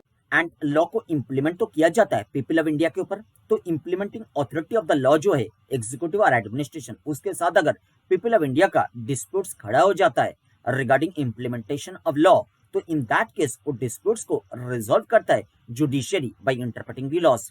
देखो, जुडिशियरी जो होता है ना, जुडिशियरी का स्ट्रक्चर अगर अंडरस्टैंड करने का कोशिश करेंगे तो स्टेट लेवल का जो जुडिशियरी होता है, स्टेट लेवल का जो हाईएस्ट जुडिशियरी होता है, एपेक्स जुडिशियरी होता है, वो होता है हाई कोर्ट। तो हाई कोर्ट होता है स्टेट लेवल का एपेक्स और हाईएस्ट जुडिशियरी। हाई कोर्ट के अंडर होता है subordinate courts, but subordinate courts का जो नोमेनक्लेचर है वो स्टेट टू स्टेट वैरी करता है। स्टेट लेवल का एपेक्स कोर्ट को हर एक स्टेट में हाई कोर्ट बोला जाता है, बट सबऑर्डिनेट कोर्ट्स जो होता है उसका nomenclature state to state vary करता है। जेनरली सबऑर्डिनेट कोर्ट्स ऐसा होता है कि डिस्ट्रिक्ट कोर्ट्स जिसको सिविल कोर्ट्स भी बोला जाता है, क्रिमिनल कोर्ट्स जिसको सेशन कोर्ट्स भी बोला जाता है, एंड रेवेन्यू कोर्ट्स। देखो, रेवेन्यू कोर्ट्स जो होता है ना, उस स्टेट में रेवेन्यू रिगार्डिंग डिस्प्यूट को रिजॉल्व करता है। अच्छा, सिविल एंड क्रिमिनल के बीच में फर्क क्या होता है? देखो, ऐसे आप याद रखोगे कि दो ऑर्गेनाइजेशन और दो इंडिविजुअल के बीच में जो प्राइवेट डिस्प्यूट है, मतलब जो सोसाइटी को अफेक्ट नहीं करेगा, वो होता है सिविल डिस्प्यूट। मतलब सोसाइटी को अफेक्ट नहीं करने वाला डिस्प्यूट को हम लोग सिविल डिस्प्यूट बोलते हैं, और सोसाइटी को अफेक्ट करने वाला जो एक्शन है, सोसाइटी को अफेक्ट करने वाला जो डिस्प्यूट है, उसको बोला जाता है क्रिमिनल डिस्प्यूट। जैसे अगर एक पर्सन दूसरे पर्सन को मर्डर कर दिया, तो जिनका मर्डर हुआ है उनका फैमिली को सिर्फ वो मर्डर अफेक्ट किया है, ऐसा बात नहीं है, पूरा सोसाइटी को अफेक्ट किया है। तो अगर सोसाइटी को अफेक्ट करने वाला एक्शन होता है, डिस्प्यूट होता है, उसको हम लोग क्रिमिनल डिस्प्यूट बोलते हैं। बात आपको समझ में आ गया? एंड इसी कॉन्टेक्स्ट में आपको याद रखना पड़ेगा कि हाई कोर्ट के अंडर जो सबऑर्डिनेट कोर्ट्स होता है, अलग अलग सबऑर्डिनेट कोर्ट का अलग अलग जुरिस्डिक्शन होता है। सिविल जुरिस्डिक्शन, क्रिमिनल जुरिस्डिक्शन मैंने बताया, civil court, criminal court. But high court का जो जुरिस्डिक्शन होता है वो सिविल भी होता है, क्रिमिनल भी होता है। तो आपका माइंड में जरूर एक क्वेश्चन अराइज कर रहा है कि जुरिस्डिक्शन वर्ड तो बार बार सुन रहा है, जुरिस्डिक्शन का मतलब क्या होता है? जुरिस्डिक्शन का मतलब होता है एरिया। जुरिस्डिक्शन अलग अलग टाइप्स का हो सकता है। अगर हम लोग जियोग्राफिकल बाउंड्री को लेकर बात कर रहे हैं, मतलब हर एक कोर्ट का अपना अपना जियोग्राफिकल बाउंड्री होता है, उसको बोला जाता है जियोग्राफिकल जुरिस्डिक्शन और लोकल जुरिस्डिक्शन। फिर फाइनेंशियल जुरिस्डिक्शन भी होता है, मतलब कौन सा कोर्ट कितना फाइन इंपोज कर सकता है, उसको लेकर भी जुरिस्डिक्शन होता है, उसको बोलते हैं फाइनेंशियल जुरिस्डिक्शन और पिक्यूनियरी लिमिट वाला जुरिस्डिक्शन। फिर सिविल जुरिस्डिक्शन भी होता है, क्रिमिनल जुरिस्डिक्शन भी होता है। देखो, apex court of the state जो होता है, मतलब highest court of the state जो होता है, that is high court. High court का जो डिसीजन होता है ना, वो डिसीजन हाई कोर्ट का जियोग्राफिकल बाउंड्री के लिए एप्लीकेबल होता है। मतलब जो पर्टिकुलर स्टेट का वो हाई कोर्ट है, वो पर्टिकुलर स्टेट के लिए वो डिसीजन एप्लीकेबल होता है, और कोई स्टेट के लिए वो डिसीजन एप्लीकेबल होता नहीं है। बात आपको समझ में आ रहा है? नेक्स्ट, जो नेशनल लेवल का कोर्ट होता है, apex court of the country, highest court of the country होता है, that is supreme court of India. Supreme court of India जो होता है, वो जो भी डिसीजन प्रोनाउंस करता है, वो डिसीजन पूरा कंट्री के लिए law of the land treat किया जाता है। तो आपके पास ऑलरेडी आइडिया था कि जो लेजिस्लेचर होता है, लेजिस्लेचर के पास लॉ बनाने वाला पावर एग्जिस्ट करता है। लेजिस्लेचर अपना लॉ बनाने वाला पावर को एक्सरसाइज करते हुए सब्सटेंटिव लॉ बनाता है। बट सब्सटेंटिव लॉ का पर्पस को कैरी आउट करने के लिए प्रोसीड्योर का जरूरत होता है, मतलब प्रोसीड्यूरल लॉ का जरूरत होता है। जनरली लेजिस्लेचर प्रोसीड्यूरल लॉ बनाता नहीं है। लेजिस्लेचर प्रोसीड्यूरल लॉ बनाने का पावर को डेलीगेट कर देते हैं एग्जीक्यूटिव और एडमिनिस्ट्रेशन को। एग्जीक्यूटिव और एडमिनिस्ट्रेशन लेजिस्लेचर का बना हुआ सब्सटेंटिव लॉ का पर्पस को कैरी आउट करने के लिए, मतलब सब्सटेंटिव लॉ को इंप्लीमेंट करने के लिए प्रोसीड्यूरल लॉ बनाता है। बट अपार्ट फ्रॉम दैट, अभी आपने लर्न किया कि जो highest court of the country है, apex court of the country है, that is supreme court of India. Supreme court of India जो भी डिसीजन प्रोनाउंस करता है, वो डिसीजन पूरा इंडिया के लिए law of the land treat किया जाता है। एंड इसी कॉन्टेक्स्ट में आपको एक इंपॉर्टेंट पॉइंट भी याद रखना पड़ेगा, दैट इज अगर मान लो दो डिफरेंट टाइम्स में सेम टाइप का केस को लेकर सुप्रीम कोर्ट ऑफ इंडिया दो डिफरेंट जजमेंट प्रोनाउंस किया है, मतलब दो डिसीजंस अपरेंटली आपस में कंट्राडिक्टरी है, तो ऐसा सिचुएशन में कौन सा डिसीजन को, कौन सा जजमेंट को law of the land treat किया जाएगा? आपको याद रखना पड़ेगा कि जो डिसीजन हायर बेंच से प्रोनाउंस किया गया था, वो डिसीजन को कंसिडर किया जाएगा law of the land. Higher bench का मतलब नंबर ऑफ जजेस के ऊपर डिपेंड करके बेंच का स्ट्रेंथ होता है।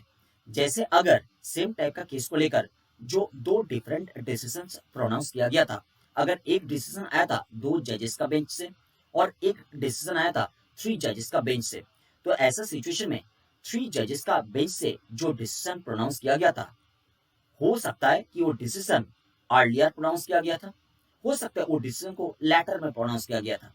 जो भी हो, हायर बेंच से जो डिसीजन प्रोनाउंस हुआ है, वो डिसीजन को law of the land treat किया जाएगा।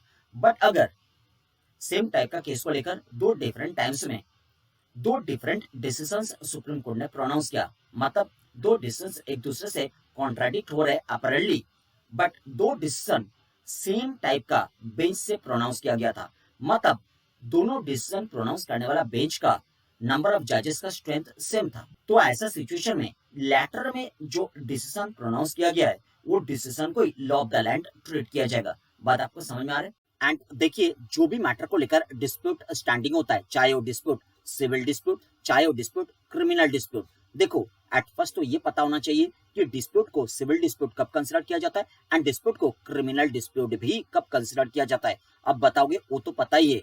अगर दो प्राइवेट पार्टीज के बीच में डिस्प्यूट स्टैंडिंग हुआ है एंड वो डिस्प्यूट सोसाइटी को अफेक्ट नहीं करने वाला है, तो ऐसा सिचुएशन में वो डिस्प्यूट को सिविल डिस्प्यूट कंसिडर किया जाता है।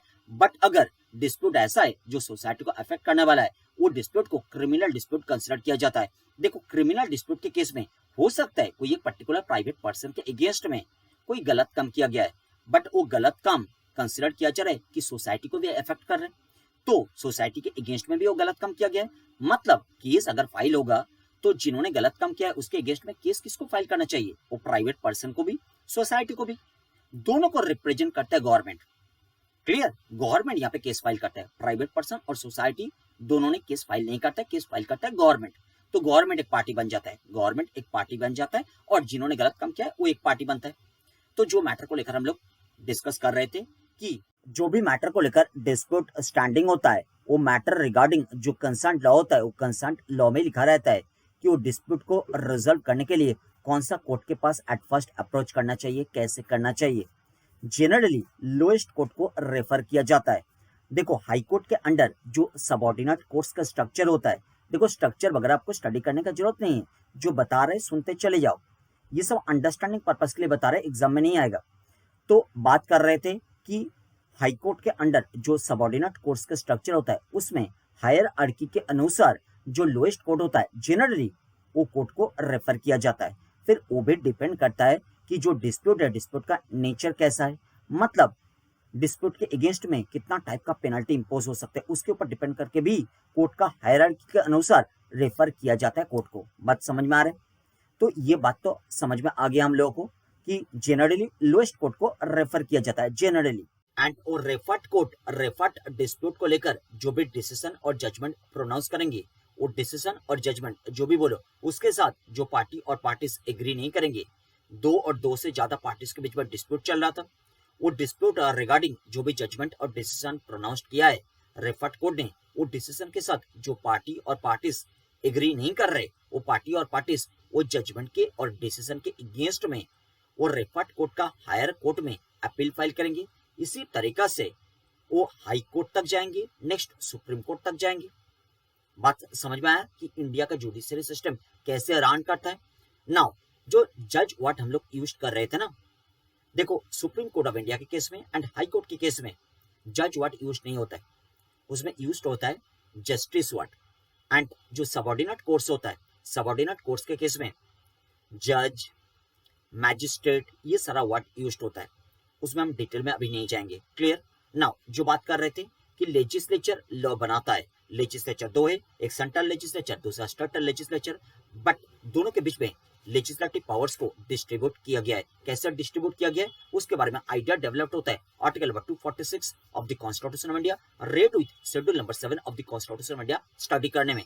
नाउ तो article number 246 of the constitution of India और read with schedule number 7 of the constitution of India study करने में तीन लिस्ट के बारे में पता चलता है। नंबर 1 लिस्ट 1, जिसको यूनियन लिस्ट भी बोला जाता है और सेंट्रल लिस्ट भी बोला जाता है। तो लिस्ट 1 और यूनियन लिस्ट और सेंट्रल लिस्ट, उसमें जो सारा सब्जेक्ट मैटर्स स्पेसिफाइड होता है, मतलब जो सारा इंटरेस्ट स्पेसिफाइड होता है, वो सारा सब्जेक्ट मैटर्स और इंटरेस्ट रिगार्डिंग लॉ बनाने का एक्सक्लूसिव पावर होता है सेंट्रल लेजिस्लेचर के पास, that is parliament of India के पास।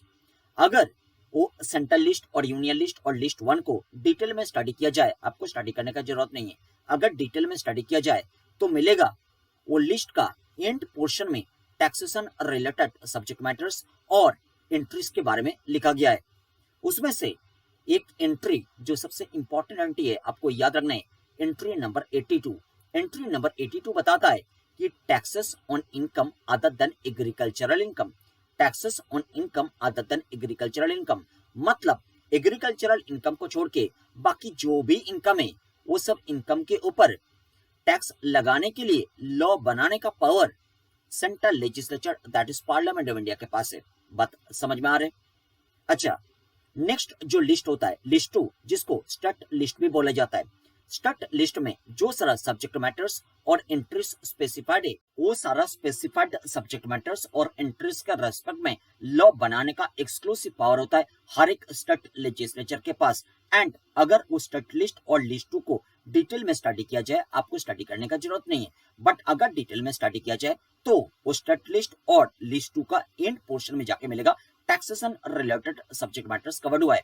एंड वो टैक्सेशन रिलेटेड सब्जेक्ट मैटर्स में से जो मोस्ट इंपॉर्टेंट एंट्री आपको याद रखना है, दैट इज एंट्री नंबर 46। कौन सा लिस्ट के बारे में बात कर रहे हैं हम लोग? स्टेट लिस्ट, लिस्ट 2 के बारे में बात कर रहे हैं। तो स्टेट लिस्ट और लिस्ट 2 का जो एंट्री नंबर 46 है, वो एंट्री नंबर 46 बात करता है टैक्सेस ऑन एग्रीकल्चरल इनकम। मतलब एग्रीकल्चरल इनकम के ऊपर अगर टैक्स लगाना है तो टैक्स लगाने के लिए जो लॉ बनाना पड़ेगा, वो लॉ बनाने का एक्सक्लूसिव पावर होता है हर एक स्टेट लेजिस्लेचर के पास। देखिए, इसके पहले हम लोग जब लिस्ट 1 को लेकर बात कर रहे थे, लिस्ट 1 का एंट्री नंबर 82 जो था, एंट्री नंबर 82 बात कर रहे थे taxes on income other than agricultural income को लेकर। And whereas in case of list 2 that is state list, entry number 46 बात करता है टैक्सेस ऑन एग्रीकल्चरल इनकम को लेकर। देखो, एग्रीकल्चरल इनकम के ऊपर अगर टैक्स लगाना है तो टैक्स लगाने के लिए लॉ बनाने का जरूरत है। वो लॉ बनाने का पावर स्टेट लेजिस्लेचर के पास डाला गया है। क्यों ऐसा? वो यूनियन लेजिस्लेचर के पास क्यों नहीं डाला गया है? क्योंकि एग्रीकल्चरल मैटर जो है, वो एग्रीकल्चरल प्रोड्यूस डिपेंड करता है मिट्टी की कंडीशन के ऊपर, वेदर के कंडीशन के ऊपर। एंड इंडिया इतना बड़ा कंट्री है, स्टेट टू स्टेट वैरी करता है। क्लियर? तो इसलिए ये नेशनल लेवल का सब्जेक्ट मैटर हो ही नहीं सकते, ये रीजनल लेवल का सब्जेक्ट मैटर है। इसीलिए स्टेट लेजिस्लेचर के पास वो पावर डाला गया है। बात आपको समझ में आ रहा है? तो अगर एग्रीकल्चरल इनकम को छोड़ के बाकी कोई भी इनकम के ऊपर टैक्स लगाना है तो टैक्स लगाने के लिए लॉ बनाना पड़ेगा। वो लॉ बनाने का power central legislature that is parliament of India के पास है। बट अगर एग्रीकल्चरल इनकम के ऊपर टैक्स लगाना है तो टैक्स लगाने के लिए लॉ बनाना पड़ेगा। वो लॉ बनाने का पावर हर एक स्टेट लेजिस्लेचर के पास मौजूद है। बात समझ में आ गया? नेक्स्ट जो लिस्ट है दैट इज लिस्ट 3, जिसको कॉन्करेंट लिस्ट भी बोला जाता है। कॉन्करेंट लिस्ट में जो सारा सब्जेक्ट मैटर्स और एंट्रीज स्पेसिफाइड है, वो सारा स्पेसिफाइड सब्जेक्ट मैटर्स और एंट्रीज के रिस्पेक्ट में लॉ बनाने का साइमल्टेनियस पावर होता है central legislature as well as हर एक स्टेट लेजिस्लेचर के पास। एंड कॉन्करेंट लिस्ट का कोई स्पेसिफाइड सब्जेक्ट मैटर और एंट्री के रिस्पेक्ट में अगर दोनों लेजिस्लेचर लॉ बना देंगे और दोनों लेजिस्लेचर का बना हुआ लॉ एक दूसरे से अगर कॉन्ट्राडिक्ट करेगा तो इन दैट केस क्या होगा? अब बताओगे? आर्टिकल नंबर 254 पिक्चर में आएंगे। आर्टिकल नंबर 254 क्या बताता है? आर्टिकल नंबर 254 बताता है कि अगर कॉन्करेंट लिस्ट का कोई भी सब्जेक्ट मैटर और एंट्री के रेस्पेक्ट में दोनों लेजिस्लेचर लॉ बनाएंगे एंड दोनों लेजिस्लेचर का बना हुआ लॉ एक दूसरे से अगर कॉन्ट्राडिक्ट करेगा तो in that case state legislature का बना हुआ लॉ जितना एक्सटेंट तक सेंट्रल लेजिस्लेचर का बना हुआ लॉ के साथ कॉन्ट्राडिक्ट करेगा, उतना एक्सटेंट तक स्टेट लेजिस्लेचर का बना हुआ लॉ इनवैलिड हो जाएगा। स्टेट लेजिस्लेचर का बना हुआ इंटायर लॉ इनवैलिड नहीं होगा, जितना एक्सटेंट तक कॉन्ट्राडिक्ट करेगा उतना एक्सटेंट तक इनवैलिड हो जाएगा। तो मैटर आपको समझ में आ गया? देखो, हम लोगों ने article number 246 as well as article number 254 study कर लिया और एक आर्टिकल आपको याद रखना पड़ेगा that is article number 265। And article number 265 arbitrary tax collection को मना करता है। आर्टिकल नंबर 265 इंडिया में आर्बिट्ररी टैक्स कलेक्शन को कंप्लीटली मना करता है। आर्टिकल नंबर 265 बताता है no tax shall be levied और collected except by authority of law. I repeat, no tax shall be levied और collected except by authority of law. Authority of law के बिना कोई भी टैक्स ना तो लेवी किया जा सकता है, मतलब ना तो इंपोज किया जा सकता है और ना तो टैक्स को कलेक्ट किया जा सकता है। देखो, अगर इंपोज ही नहीं होगा तो कलेक्शन कैसे होगा? एट फर्स्ट तो इंपोज करना पड़ेगा, देन तो कलेक्शन होगा। तो ऑथोरिटी ऑफ लॉ के बिना ना तो कोई टैक्स लेवी किया जा सकता है, ना तो कोई टैक्स कलेक्ट किया जा सकता है। अभी ऑथोरिटी ऑफ लॉ का मतलब क्या है? ऑथोरिटी ऑफ लॉ का मतलब tax proposed to be levied must be within the legislative competence of the legislature। लिखने का जरूरत नहीं है, सब कुछ लिखा हुआ है, जस्ट अंडरस्टैंड करना पड़ेगा। Tax proposed to be levied must be within the legislative competence of the legislature। Basically article number 265 बता रहे कि अगर टैक्स इंपोज करना है, टैक्स इंपोज कौन करता है? एडमिनिस्ट्रेशन। और रेवेन्यू अर्न करने के लिए टैक्स इंपोज करते हैं। तो अगर एडमिनिस्ट्रेशन को टैक्स इंपोज करना है, कोई भी एडमिनिस्ट्रेशन, चाहे सेंट्रल एडमिनिस्ट्रेशन चाहे स्टेट एडमिनिस्ट्रेशन, अगर एडमिनिस्ट्रेशन को टैक्स इंपोज करना है तो एट फर्स्ट उसको चेक करना पड़ेगा कि उसके पास पावर है कि नहीं है, एडमिनिस्ट्रेशन के पास पावर है कि नहीं है टैक्स इंपोज करने का। तो कंसर्न एडमिनिस्ट्रेशन चेक करेगा कि उसके पास बना हुआ लॉ है कि नहीं है कोई भी स्पेसिफिक टैक्स को इंपोज करने के लिए। बात समझ में आ रहा है? तो टैक्स इंपोज करने के लिए लॉ के पावर के अनुसार टैक्स इंपोज करना पड़ेगा, लॉ का पावर को एक्सरसाइज करते हुए टैक्स इंपोज करना पड़ेगा। तो इसके लिए उसके पास रेडी लॉ होना चाहिए। अगर उसके पास लॉ है ही नहीं तो टैक्स इम्पोज कर ही नहीं सकता है। तो एट फर्स्ट उसको लॉ बनाने के लिए अप्रोच करना पड़ेगा लेजिस्लेचर के पास। अगर सेंट्रल एडमिनिस्ट्रेशन है तो सेंट्रल लेजिस्लेचर के पास अप्रोच करेगा, अगर स्टेट एडमिनिस्ट्रेशन है तो स्टेट लेजिस्लेचर के पास अप्रोच करेगा। एंड कंसर्न्ड लेजिस्लेचर चेक करेगा कि जो specific subject matter regarding tax impose करना चाहते हैं एडमिनिस्ट्रेशन, वो स्पेसिफिक सब्जेक्ट मैटर को लेकर लॉ बनाने का पावर वो कंसर्न्ड लेजिस्लेचर के पास है कि नहीं है। इसके लिए वो चेक करेगा कंसर्न्ड लिस्ट को, मतलब सेंट्रल लेजिस्लेचर चेक करेगा सेंट्रल लिस्ट को, स्टेट लेजिस्लेचर चेक करेगा स्टेट लिस्ट को। सेंट्रल लेजिस्लेचर सेंट्रल लिस्ट मतलब यूनियन लिस्ट मतलब लिस्ट 1 को चेक करेगा, स्टेट लेजिस्लेचर लिस्ट 2 मतलब स्टेट लिस्ट को चेक करेगा। अगर वो कंसर्न्ड लिस्ट में वो सब्जेक्ट मैटर के ऊपर टैक्स इंपोज करने के लिए लॉ बनाने का पावर कंसर्न्ड लेजिस्लेचर के पास है, तो अकॉर्डिंगली लॉ बनेगा। लॉ कैसे बनेगा? देखो, जो एडमिनिस्ट्रेशन लॉ बनाना चाहते हैं वो एडमिनिस्ट्रेशन का जो कंसर्न्ड मिनिस्ट्री है, वो कंसर्न्ड मिनिस्ट्री ड्राफ्ट लॉ को रेडी करेगा, उसको बिल बोला जाता है, और वो बिल को प्लेस किया जाता है लेजिस्लेचर के पास। फिर लेजिस्लेचर में केवल रूलिंग पार्टी नहीं होता है, ऑपोजिशन पार्टी भी होता है। तो रूलिंग पार्टी ऑपोजिशन पार्टी सब डिस्कशन करते हैं, कुछ चेंजेस का जरूरत होता है तो ड्राफ्ट प्रपोजल में चेंजेस वगैरह किया जाता है। फिर लॉ पास होता है।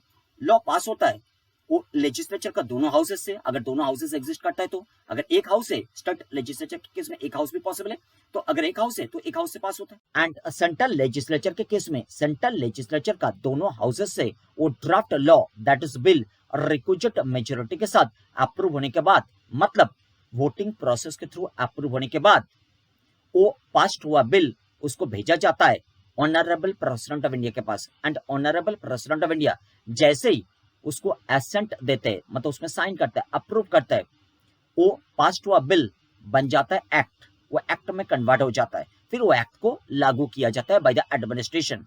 इन केस ऑफ स्टेट लेजिस्लेचर का चाहे दोनों हाउसेस है चाहे एक हाउस है, एज द केस में भी, उसमें से draft law that is bill requisite majority के साथ अप्रूव होने के बाद, मतलब वोटिंग प्रोसेस के थ्रू अप्रूव होने के बाद, पास होने के बाद, उसको भेजा जाता है कंसर्न्ड स्टेट का ऑनरेबल गवर्नर के पास।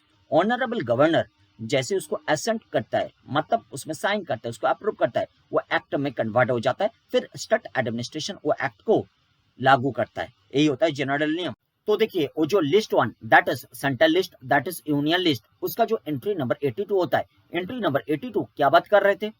देखो, यूनियन लिस्ट का entry number 82 and state list का एंट्री नंबर 46 दोनों ही आपको याद रखना पड़ेगा, एग्जाम के लिए भी इंपॉर्टेंट है। तो हम लोग बात कर रहे थे यूनियन लिस्ट का एंट्री नंबर 82, वो क्या बात करता है? वो बात करता है taxes on income other than agricultural income को लेकर। तो taxes on income other than agricultural income, this specific subject matter regarding law बनाने का एक्सक्लूसिव पावर था सेंट्रल लेजिस्लेचर के पास। तो आपका माइंड में क्वेश्चन जरूर आ रहे कि सेंट्रल लेजिस्लेचर ने वो पावर को एक्सरसाइज करते हुए लॉ बनाया क्या? यस, लॉ बनाया, and honourable president of India ने साइन भी कर दिया। ये लॉ बना था इन द ईयर 1961। ये लॉ का नाम है इनकम टैक्स एक्ट, 1961 में बना था, इसीलिए इसका नाम है इनकम टैक्स एक्ट 1961।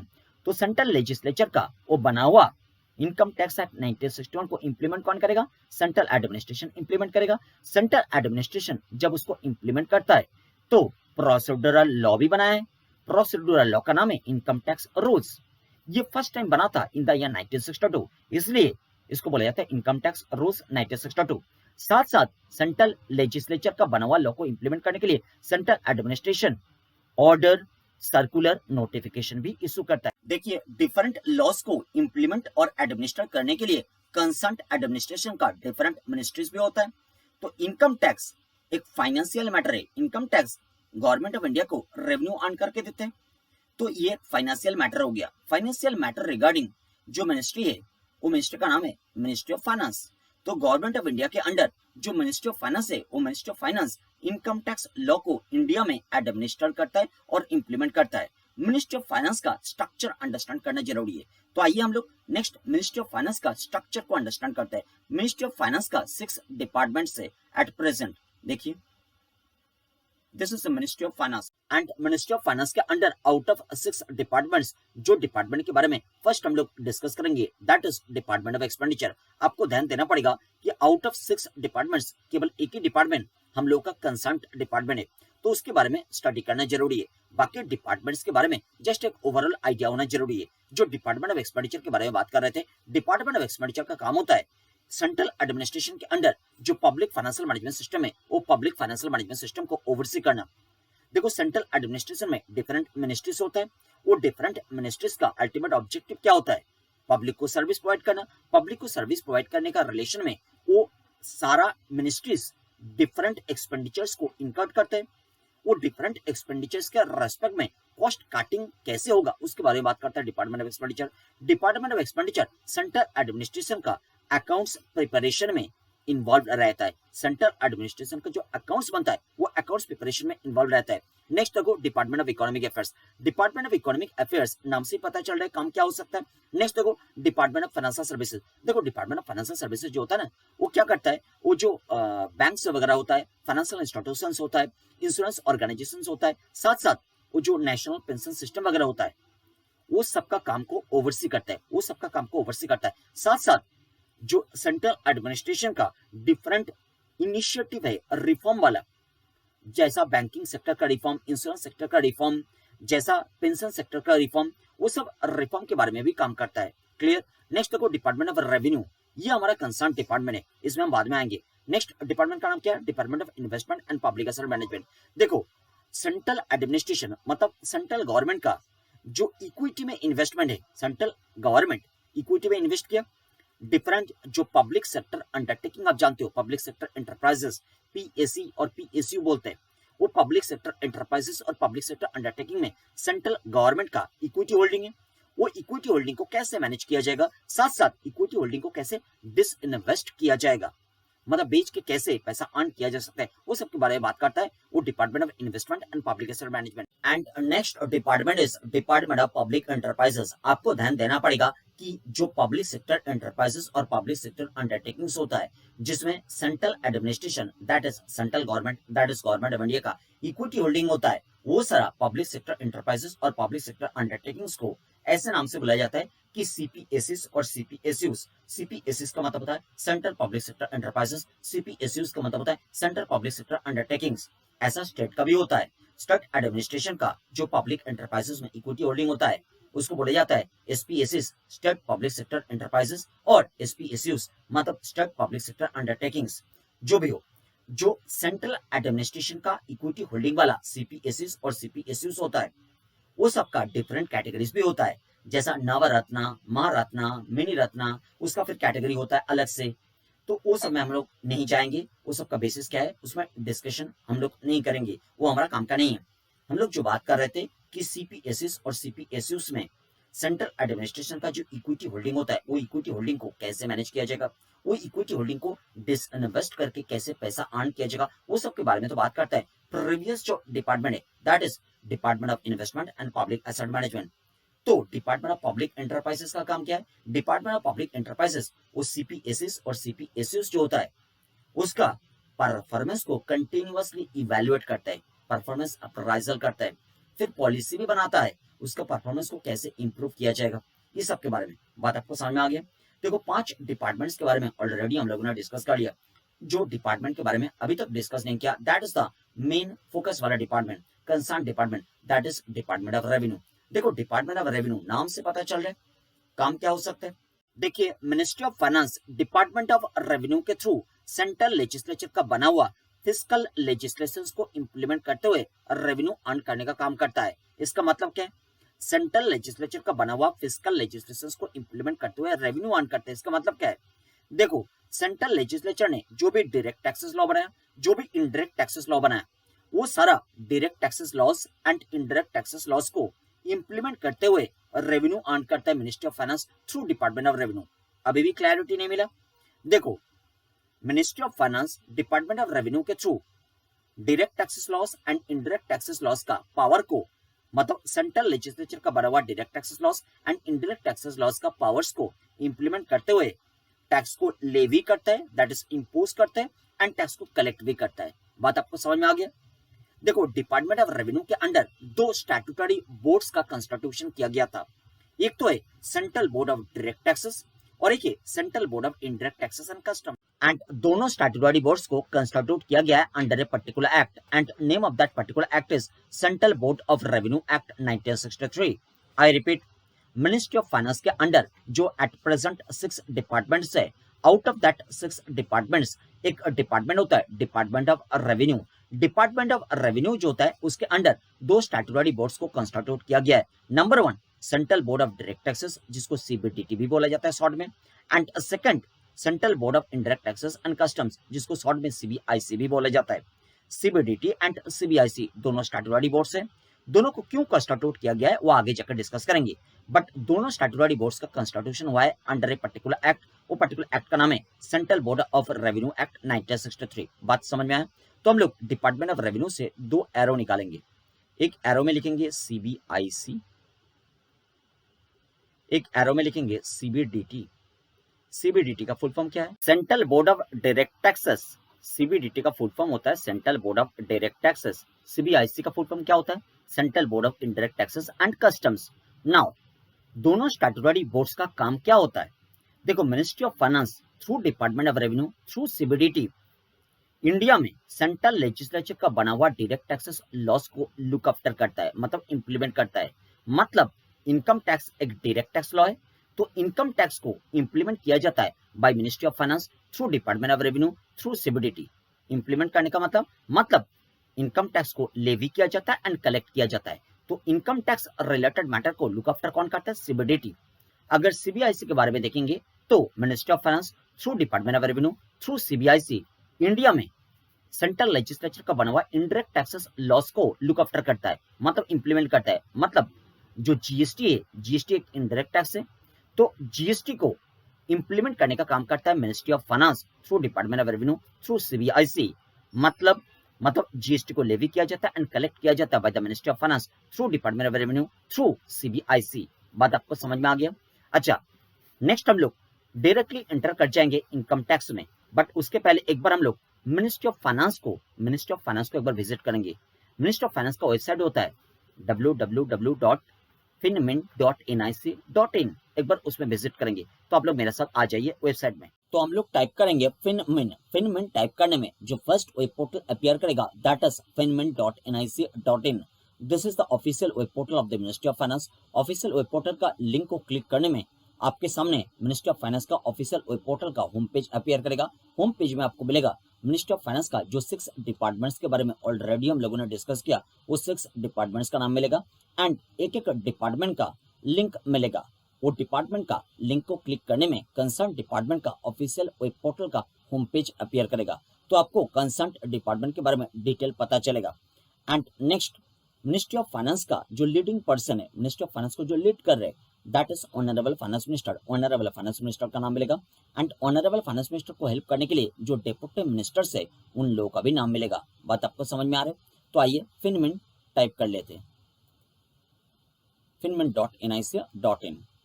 क्लिक करने में official web portal of the ministry of finance का होम पेज अपीयर करेगा। होम पेज में 6 डिपार्टमेंट्स का नाम मिलेगा, तो एक एक करके 6 डिपार्टमेंट्स को देख लीजिए।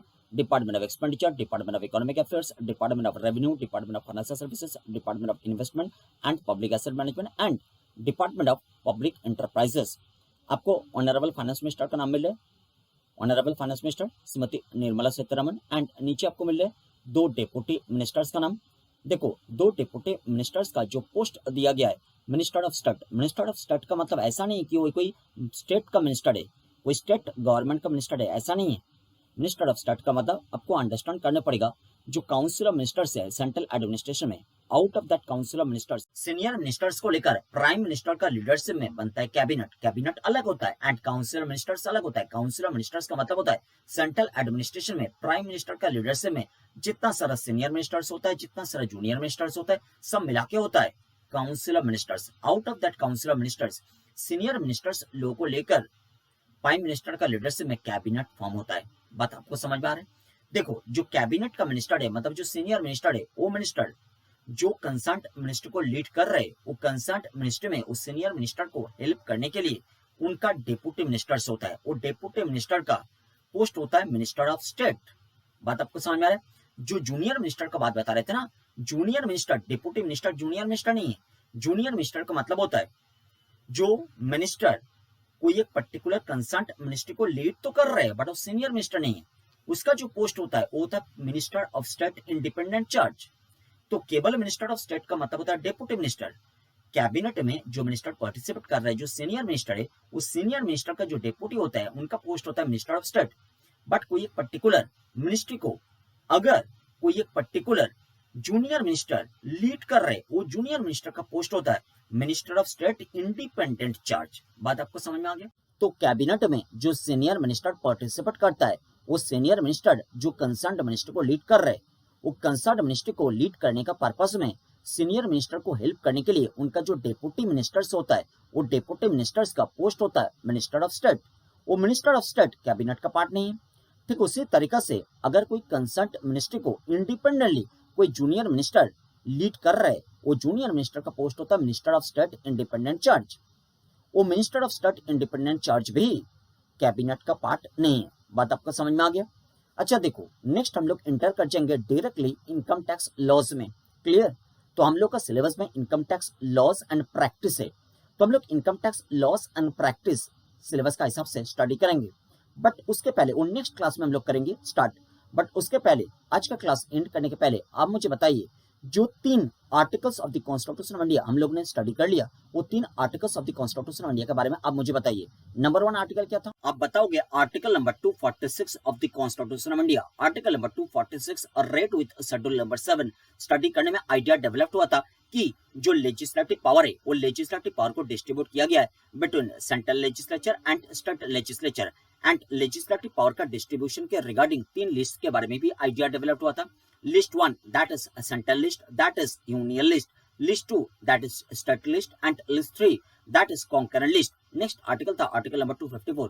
आर्टिकल नंबर 254 बता रहे थे कि जो कॉन्करेंट लिस्ट है, लिस्ट 3 है, उसमें जो सारा सब्जेक्ट मैटर्स और इंटरेस्ट स्पेसिफाइड है, out of that specified subject matters और इंटरेस्ट, कोई भी एक पर्टिकुलर सब्जेक्ट मैटर और एंट्री को लेकर अगर दोनों लेजिस्लेचर लॉ बनाएंगे एंड दोनों लेजिस्लेचर का बना हुआ लॉ एक दूसरे से कॉन्ट्राडिक्ट करेगा, तो in that case central legislature का लॉ के साथ स्टेट लेजिस्लेचर का लॉ का कॉन्ट्राडिक्शन में स्टेट लेजिस्लेचर का बना हुआ लॉ जितना एक्सटेंट तक सेंट्रल लेजिस्लेचर का बना हुआ लॉ के साथ कॉन्ट्राडिक्ट कर रहे हैं, उतना एक्सटेंट तक स्टेट लेजिस्लेचर का बना हुआ लॉ को इनवैलिड कंसिडर किया जाएगा। Remaining portion of the law made by the state legislature जैसे रन कर रहे थे ऐसे रन करते रहेंगे।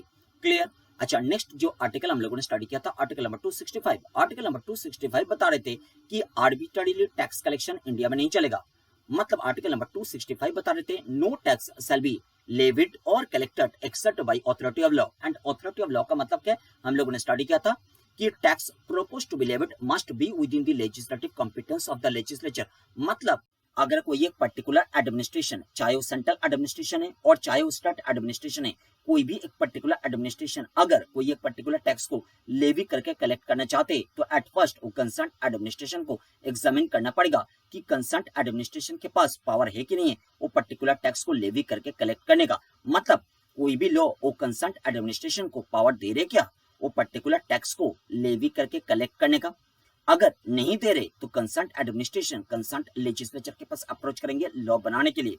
Concern legislature concern legislative powers वाला लिस्ट को चेक करेंगे और चेक करके बताएंगे कि ऐसा लॉ हो सकता है कि नहीं हो सकता। अगर ऐसा लॉ बन सकता है तो कंसर्न लेजिस्लेचर से वो लॉ बनेगा एंड देन वो लॉ को इम्प्लीमेंट करते हुए कंसर्न एडमिनिस्ट्रेशन टैक्स को लेवी एंड कलेक्ट करेंगे। बात आपको समझ में आ रहा है? नेक्स्ट क्लास में हम लोग डायरेक्टली एंटर कर जाएंगे इनकम टैक्स लॉज में।